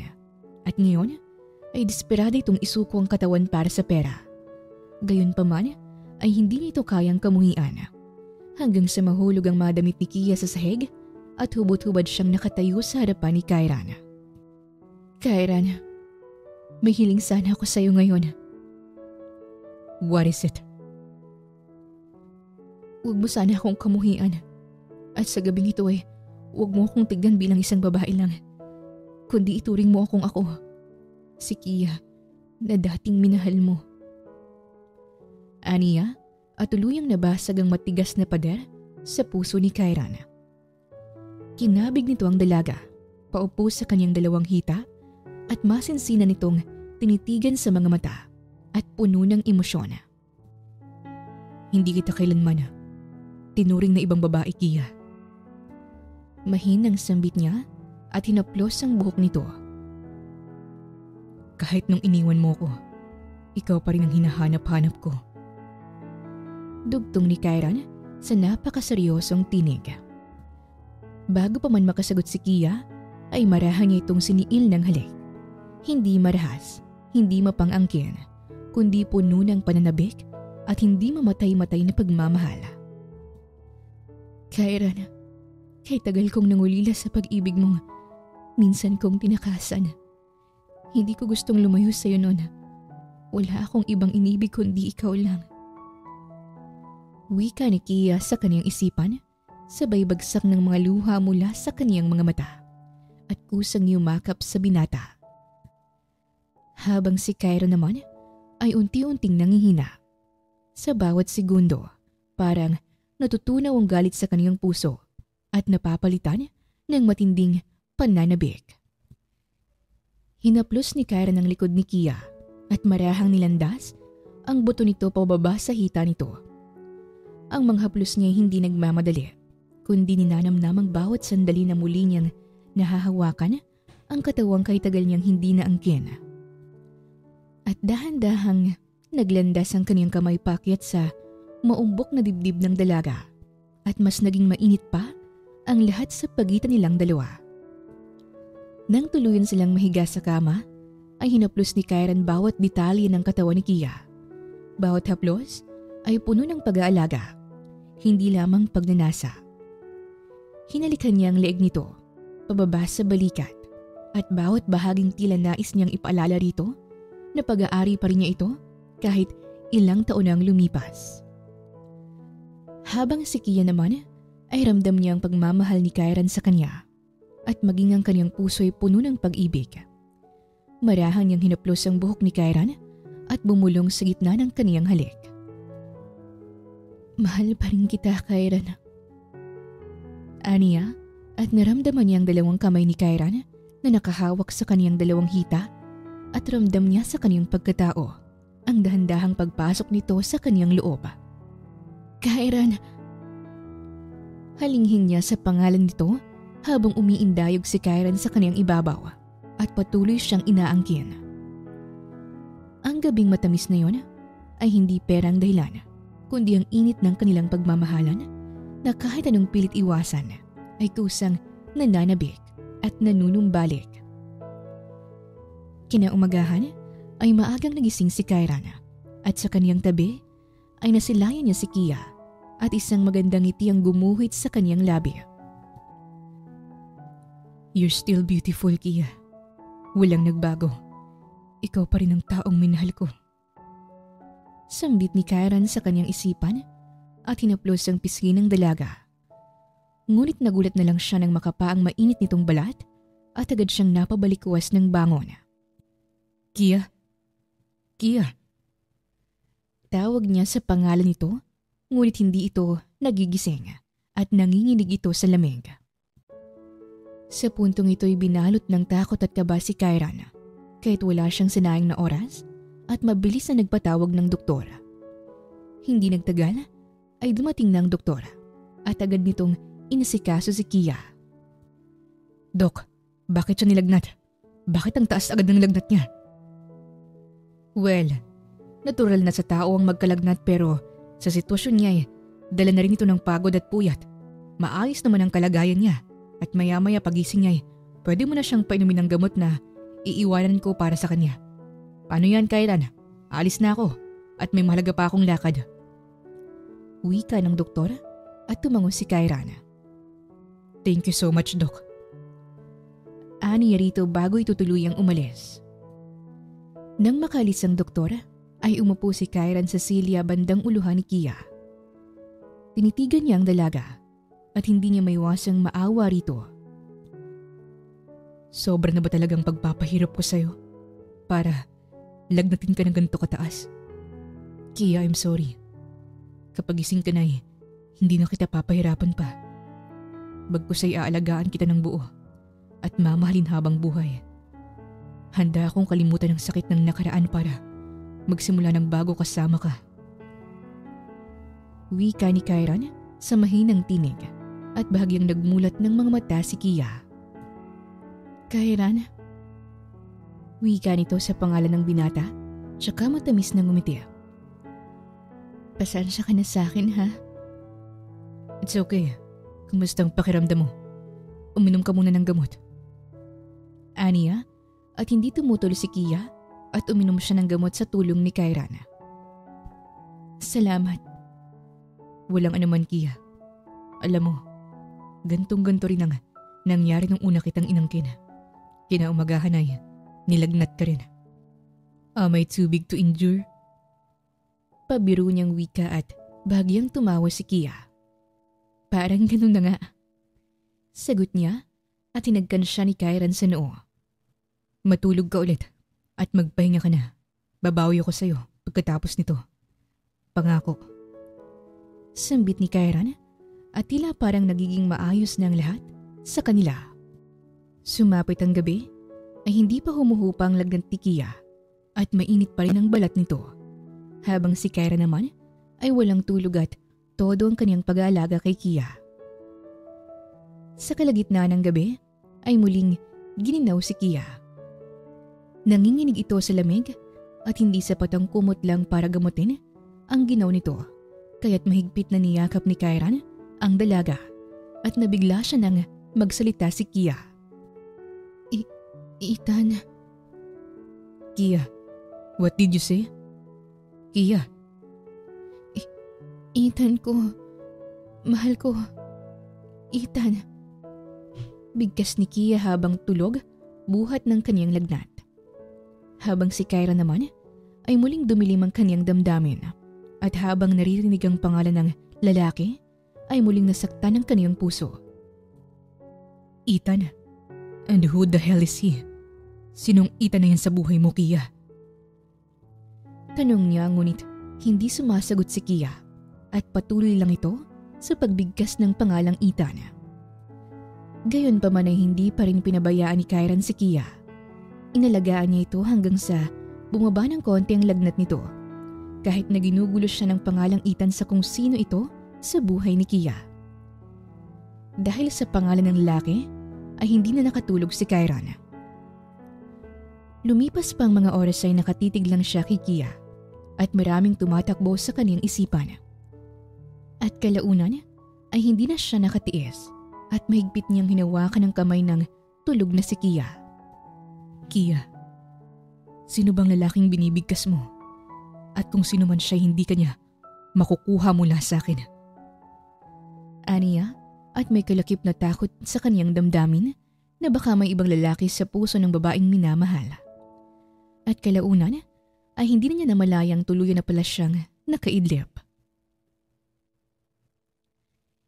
Kinaumagahan ay mabigat ang ulo ni Kia, ngunit pinipilit niyang bumangon ng maingat upang hindi magising si Kyran. Dahan-dahan niyang inihakbang ang kaniyang mga paa at kinuha ang perang nakasilid sa bag at tuluyang lumabas ng kwarto. Sa isip ni Kia, sa mga oras na ito ay kailangan niyang pumunta sa ospital para sa operasyon ng kaniyang anak. Ngunit bago pa man siya makalayo ay bumukas ang mga mata ni Kyran at agad itong napansin na wala na si Kia.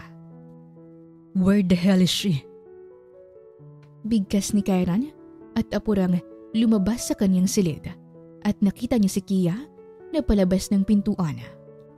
Hindi niya ito tinawag, bagkus ay nagpasya siyang sundan ang kotseng sinasakyan nito. Nagbabaka sakali na makikilala niya kung sino si Ethan. At sa kanyang pagsunod ay dinala siya ng kanyang kotse sa hindi inaasahang lugar. Ospital? Anong ginagawa niyo rito sa ospital?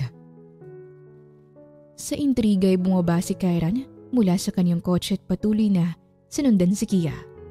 At nakita niya itong pumasok sa isang silid at doon ay nasilayan niya si Kia na may nilapitang batang nakaratay sa kama ng ospital. Ethan, kumusta na ang pakiramdam ng baby ko? Tanong ni Kia sa anak na ngayon ay namumutla at nawawala na ng sigla. Medyo okay naman ako, Mama. Sagot ng bata at nanlaki ang mga mata ni Kyran sa narinig. What? May anak na siya? Bulalas niya sa kanyang isipan at agad na binalot ng sakit ang kanyang puso, sabay napailing at nais tumulo ang mga luha mula sa kanyang mga mata. Ang tanga ko. After all these years ay siya lang ang babaeng minahal ko. Habang siya, nagawa na pala niyang magkaanak sa iba. I'm so naive para muling umasa pa. Ang tanga ko. Aniya sa kanyang isipan. Tila nabasag ang puso ni Kyran sa pira-piraso habang inihahakbang ang kanyang mga paa palayo. Bawat hakbang ay mabigat. Bawat hakbang ay parang salaming nababasag. Sa bigat ng paglalakad ni Kyran ay sa wakas ay narating na niya ang kanyang kotse At doon ay hindi na niya mapigilan ng umiyak. Lalaki siya pero umiiyak siya ngayon at nasasaktan. God, I love her. I love her so much. Mahal na mahal ko si Kia. I thought there's still a chance pero ang pagmamahal ko lang pala na walang kahit anong sukli ang narito sa puso ko. It hurts. Ang sakit-sakit. Sobrang sakit at halos hindi ako makahinga. Hagulhol ni Kairan at malakas niyang nilukot ang kaniyang damit banda sa kaniyang dibdib. Dala ng sakit na kaniyang nararamdaman. Parang walang mapagsidla ng sakit sa puso ni Kairan sa mga oras na ito. At nung mapagod siya, ay wala sa isip na minaneho niya ang kaniyang kotse palayo sa ospitala. Habang sa kabilang banda naman, ay kasalukuyang kausap ni Kia ang doktora at masinsinan silang nag-uusap. Dok, may pera na ako. Pwede niyo nang gawin ng operasyon sa anak ko. May ibabayad na ako. Bigkas ni Kia ngunit umiling ang doktora. Ma'am, hindi ganyan kadali. Kahit na may pera ka na hindi pa rin natin magagawa ang operasyon. Bakit naman hindi? Napaka-rare ng dugo ng anak mo at mahirapan tayong hanapan siya ng bone marrow na compatible sa kanya. Kaya tinatanong kita kung may ama pa ba ang bata dahil malaki ang may tutulong niya sa operasyon natin. Malaki ang tsansa na mas compatible ang dugo ng ama ng bata para sa bone marrow transplant. Hindi madali ang operasyon na ito, mama. Kung padalos-dalos tayo ay maaaring mawala ng saysay ang operasyon at mawala ang anak mo. Matapat na sambit ng doktor bago siya nito iniwan.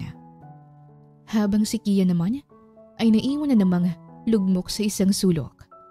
Ang buong akala niya ay maayos ng lahat pero hindi pa rin pala. Kung ama ng batang kailangan niya para mas mapadali ang lahat, ay isang tao lang ang pumapasok sa kanyang isipan. At muli niyang kakapalan ng kanyang muka upang humingi ng tulong sa lalaking yon. Matapos mabuo ang pasya ni Kia, ay tinawagan niyang lalaking yon at agad naman itong sumagot. Hello, Sir Kairan. Listen carefully, Kia. I don't want to see your face anymore and you're fired. Pero Kairan, wika niya sa kabilang linya. Ngunit pinatay na nito ang tawag, sabay na pasapo ng kanyang ulo si Kia. Naguguluhan siya sa mga nangyayari kay Kairan at paiba-iba ang ugali nito. Noong nakaraang gabi ay halos ipagsigawan nito kung gaano siya nito kamahala. Ngunit ngayon ay bigla na namang nag-iba ang ugali nito. Ngunit kailangan ng kaniyang anak ng tulong, kaya't hindi siya susuko kahit nang ibig sabihin nito ay hubarin niya ang lahat ng hiya niya sa katawan. Kahit ano pang isipin niya, gagawin ko ang lahat para sa anak ko, kahit na mawala pang dignidad ko. Wala nang mas mahalaga sa akin ngayon kundi ang buhay ng anak ko. Aniya sa kaniyang isipan at sinilip muna ang kaniyang anak na may buong motibasyon sa kaniyang mga mata at agad nagtungo sa building ni Kairan. Papasukin mo ako! Demanda ni Kia sa security guard. Hindi po pwede, ma'am. Pinagbabawal ka na sa loob ng building na ito. Papapasukin mo ba ako? Magwawala ako rito. Kairan! Kairan, kausapin mo ako! Kairan! Sigaw niya sa pangalan nito at saktong natanaw niya ang binata. Ngunit hindi siya nito pinansin. Kairan, kausapin mo ako! Kailangan kong makausap ka! Sigaw niya at tinulak ang guard upang tuluyan siyang makapasok, tsaka hinabol ang binata at hinarangan ang daraanan nito. What do you need? I gave you the money you want. Mariing wika nito na may halong galit at sakit. Kailangan kita, Kairan. Kailangan ka ni Ethan. Sambit ni Kia at agad na bumulusok ang mga luha sa kaniyang mga mata. Sa muli ay muling nanlambot ang puso ni Kairan. Bawat luha ni Kia ay mahalaga at ito ang natatanging kahinaan niya. Come with me. Saad nito at hinila si Kia papasok sa loob ng kaniyang office. Now, what more do you need? Maliban sa pera. Anong drama ba ito, Kia? Hindi lang pera ang kailangan ko, kundi ang dugo mo at ang buong ikaw. Kailangan ka ni Ethan. Nasa panganib ang buhay niya at kailangan niya ng bone marrow transplant, Kyran. At ikaw ang pag-asa niya. Sambit niya at napailing si Kyran. Ethan, yung batang nasa ospital, right? Aniya, at kitang-kita ni Kyran ang pagkagulat sa mga mata ni Kia, kaya't bahagya siyang tumawa. Nagulat ka. Nagtataka ka kung bakit ko alam ang tungkol sa batang yun. I followed you, Kia, at nakita ko ang batang bunga ng pag-iwan mo sa akin matapos mo kong iwan ay naghanap ka pala ng iba. And now, humihingi ka ng tulong sa akin, ng dugo ko at ng buong ako? Bakit ka sa akin humihingi ng tulong? Bakit hindi doon sa ama ng anak mo? Ito lang ang ginagawa ko, Kyran. Nandito ako sa harapan niya. Humihingi ako ng tulong sa harapan ng amang tinutukoy mo. Nandito ako nagpapakumbaba para sa buhay ng anak mo. Wika niya at napatigil si Kyran. What did you say? He's my... He is your son. Anak mo si Ethan, Kyran. Anak mo siya. Anak mo. Anak mo siya. Mula siya sa buto mo, sa similya mo, sa dugo mo, at mula siya sa pagmamahal mo para sa akin. Lathala ni Kia. Tumaas baba ang pag-amba ng dibdib ni Kyran at hindi makapaniwala sa kanyang narinig na ang batang namumutla sa ospital ay anak niya pala at halos mawala ng lakas ang kanyang mga tuhod. Ang batang yun ay anak ko? Akala mo anak ko siya sa ibang lalaki? Hindi, Kyran. Anak ko siya sa'yo dahil wala akong ibang minahal kundi ikaw lang. At bakit ngayon mo lang ito sinasabi sa akin? Bakit ngayon lang, Kia? Kasi ayaw mong makinig. Kasi sabi mo hindi ka pa handang makinig sa akin. Sa dahilan ko kung bakit ako biglang nawala. Kung bakit bigla kitang iniwan noon. Pero ngayon, handa ka man o hindi sasabihin ko sa'yo to. Ang ina mo ang dahilan kung bakit ako lumayo. Si Mama? Oo, ang walang puso mong ina. Noong sasabihin ko na sa'yo na buntis ako, nalaman ito ng ina mo. Kinausap niya na ako na wala kang mapapala sa akin. Na wala kang bukas sa akin. Na napapabayaan mo ng negosyo niyo dahil sa akin. At kung hindi pa ako lalayo, dapat mawala ang batang nasa sinapupunan ko.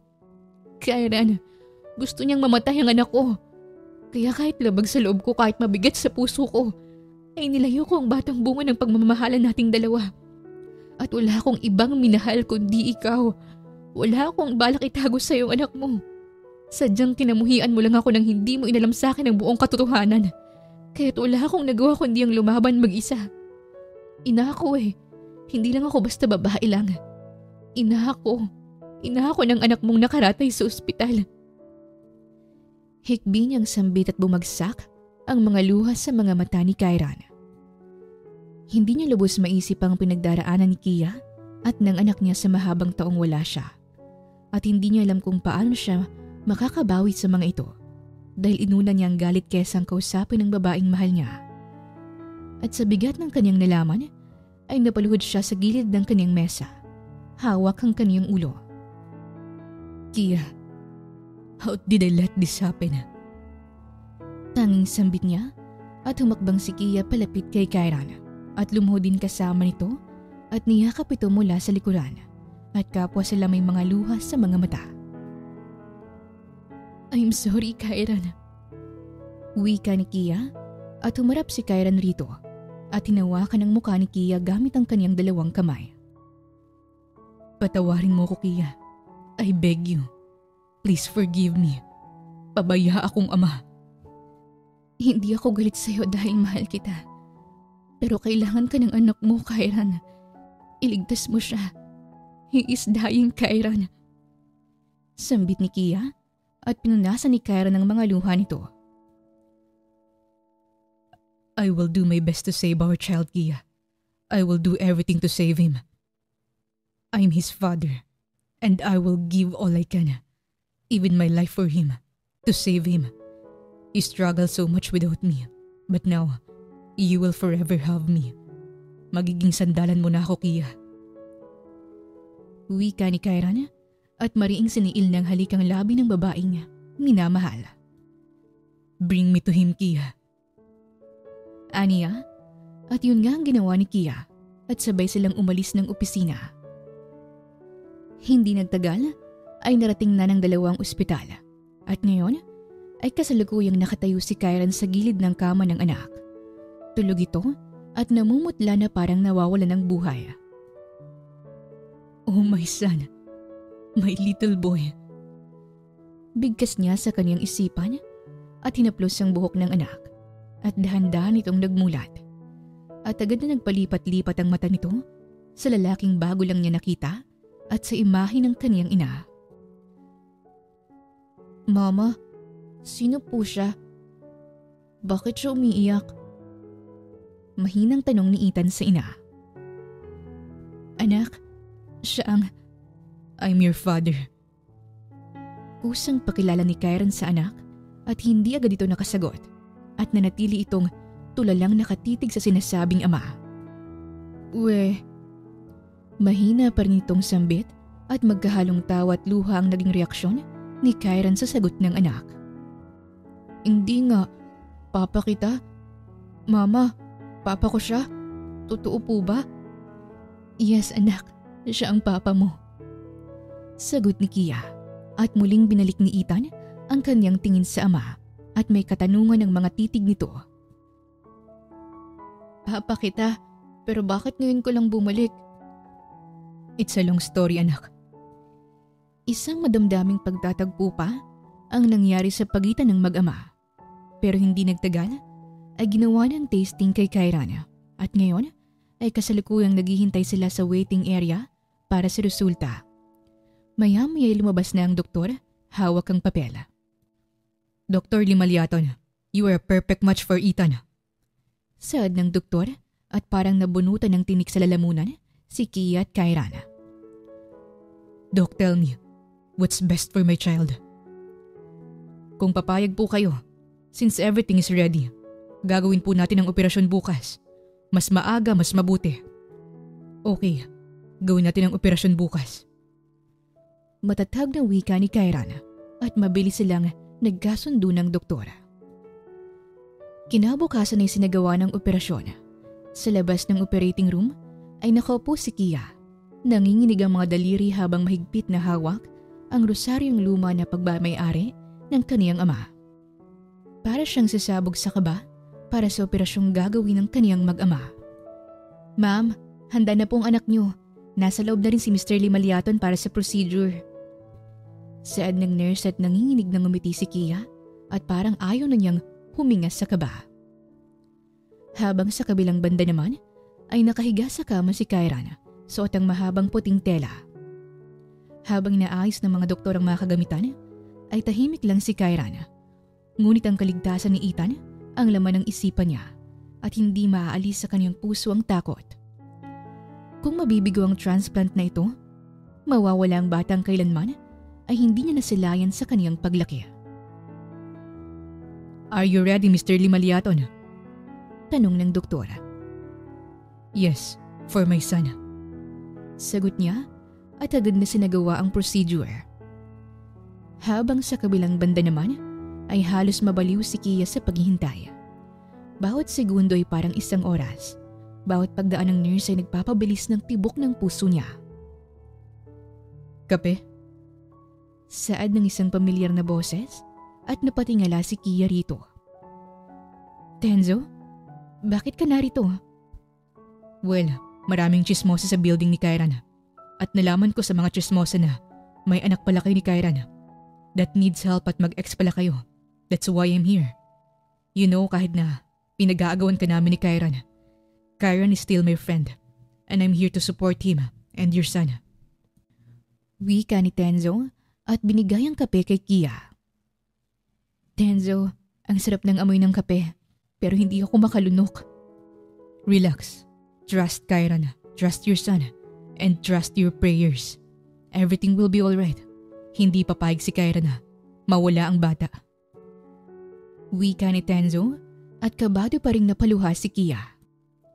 "Salamat Tenzo, kahit pa paano nabawasan ng konti ang kaba ko." Sagot niya at nagawa na niyang inumin ang kape. Makalipas ang halos 4 na oras, lumabas ang doktora at parehong mabilis na lumapit sina Kia at Tenzo. Dok, kumusta po? Kumusta si Ethan? Si Kyran? Tanong ni Kia at ngumiti ang doktora. The procedure went well. Naging successful ang transplant. Si Ethan ay mananatili muna sa isolation unit. Pero so far, his body is responding positively. Si Mr. Limaliato naman ay stable din. You can now breathe freely, ma'am. Wika ng doktor at ngayon palang nakahinga ng maluwag si Kia at napaiyak sa sobrang saya. Diyos ko, maraming salamat. Maraming salamat at pinapahiram mo pa sa akin ang anak ko. Maraming salamat, Diyos ko. Saad ni Kia at may ngiti siyang tinapik ni Tenzo sa balikat. See, I told you. Anito at walang humpay ang ngiti ni Kia. Lumipas pa ang mga oras ay kasalukuyang bumisita si Kia sa silid ni Kyran. Namumutla pa ito ngunit gising na at nang makita nito si Kia ay matamis na ngiti ang gumuhit sa mga labi ni Kyran. Kinakabahan ka pa ba, Kia? Okay na ako. Ligtas na ang anak natin. Kaya ipalagay mo ng sarili mo. Saad ni Kyran at hinawakan ni Kia ang kamay nito. Kyran, maraming salamat. Hindi ko alam kung paano kita mababayaran ng salapi at utang na loob ko sa'yo. Pero taos puso akong nagpapasalamat. Hindi mo ko kailangang bayaran, Kia. Anak ko si Ethan at bilang ama nitong kulin kong protektahan siya at maging ang kanyang ina. Pero kung gusto mo talaga akong bayaran ay pwede naman. Pero ang kabayaran na hinihiling ko sa'yo ay pakasalan mo na ako. Sambit nito at hindi na nagpatumpik-tumpik pa si Kia at matamis na tumango. Pagaling ka ng mabilis at pakasalan mo ako agad. Tura niya at biglang pumasok si Tenzo. You're too late, Tenzo. Kia is marrying me, so back off. Hambog na sambit ni Kyran at seryosong tumingin si Tenzo dito. I don't accept defeat. Pwede ko naman siyang nakawin sa araw ng kasal niyo. You! Mariing sambit ni Kyran at handang makipagsuntukan sa kaibigan at tumawa ng malakas si Tenzo. Magpagaling ka na dyan. Wala akong balak na makipaglaban pa sa'yo. Halata naman na panalo ka na. Bilisan mo na lang na tumayo dyan and let's share a glass of wine. Bigkas ni Tenzo at tinapik sa balikat ang kaibigan. Mabilis ang paglipas ng mga araw. Matapos ang matagumpay na bone marrow transplant, unti-unting lumakas si Ethan. Bumalik ang kulay sa kaniyang pisngi at unti-unting nanunumbalik ang sigla sa kaniyang mga mata. Sa ospital, araw-araw ay bumibisita si Kyran upang hawakan ang maliit na kamay ng anak at ngayon ay pinayagan na silang makauwi. At walang kasing sayang sandali na yon para kay Ethan at dinala ni Kyran ang kaniyang mag-ina sa mansyon. Kasalukuyang nakaupo ngayon sina Kyran at Kia sa isang bangko sa ilalim ng puno habang pinagmamasdan si Ethan na malakas at malayang naglalaro. Kailanman ay hindi ko sukat akalaing magkakaroon ako ng ganitong pagkakataon na makasama ka ulit, Kia. Maging ang anak natin. Wala na si Mama at hindi ko alam paano niyo to tinago sa akin. Maging ako man, Kyran. Ang buong akala ko'y malabong mangyaring lahat ng to. Pero ito ka nasa tabi ko. Kung nasa man ang Donya ngayon, ay pinapatawad ko na siya. Sagot ni Kia at lumuhod si Kyran sa harapan niya at nilahadang singsing. Pakasalan mo na ako, Kia. Magsimula tayo ulit. Sinagot na kita sa ospital at sasagutin ulit kita ngayon. Oo, Kyran. Pakakasalan kita ng paulit-ulit at mamahalin kita sa bawat araw. Sagot ni Kia at biglang sumingit si Ethan. Kiss mo na si Mama, Papa. Bilis! Apura ni Ethan at humagalpak sa tawa si Kyran. Kiss ko si Mama mo, pero close mo eyes mo. Sagot ni Kyran at tinakpan ang mata ng anak gamit ang kaniyang palad. Tsaka hinalikan si Kia, ngunit sa pagitan ng daliri ni Kyran ay nakasilip pa rin si Ethan. Kita ko pa rin, Papa eh. Reklamo nito at sabay na napagalpak sa tawa sina Kyran at Kia. Ikaw talaga. Sambit ni Kyran at magiliw na binuhat ang anak at inikot-ikot ito sa ere. Lumipas pa ang mga panahon at sa wakas ay kinasal na sina Kyron at Kia at legal na silang mag-asawa at ngayon ay kasalukuyang nasa isang silidang dalawa para sa kanilang honeymoon. Susundan mo na ba si Ethan? Tanong ni Kia at umiling si Kyron. Gusto ko man pero wag muna. Babawi pa ako sa anak ko. Maybe after 3 years ay pwede nang sundan. But for now. Wika ni Kyron at inilapat ang noo niya sa noo ni Kia. I want to enjoy the days na kasama ka. Ngayong akin ka na lang ulit ay hindi na kita pakakawalan pa. Bigkas ni Kyron at siniil ng matamis na halik ang labi ng kanyang asawa at nagsalo sa kanilang mainit na pagmamahal. Ang kwentong ito ay naghahatid ng isang kakayahan ng isang ina na handang suungin ang lahat ng pagsubok para sa kanyang anak at isang ama na handang magsakripisyo. Kaya tayong lahat ay mahalin natin ang ating mga magulang. Ang kwento rin na ito ang nagsasabi na lahat ng bagay ay na pag-uusapan at huwag magpadala ng galit kagaya ng galit ni Kyron para kay Kia nang hindi inaalam ang katotohanan. Pero sa huli ay nagawa pa rin nilang makinig sa isa't isa dahil tunay na walang lugar ang galit sa puso ng taong tunay na nagmamahal. Wakas! Maraming salamat po sa inyong pakikinig sa kwentong ibinahagi namin ngayong araw. Muli, ito po ang Tales of Siren at hanggang sa ating muling kwento. Maraming salamat po.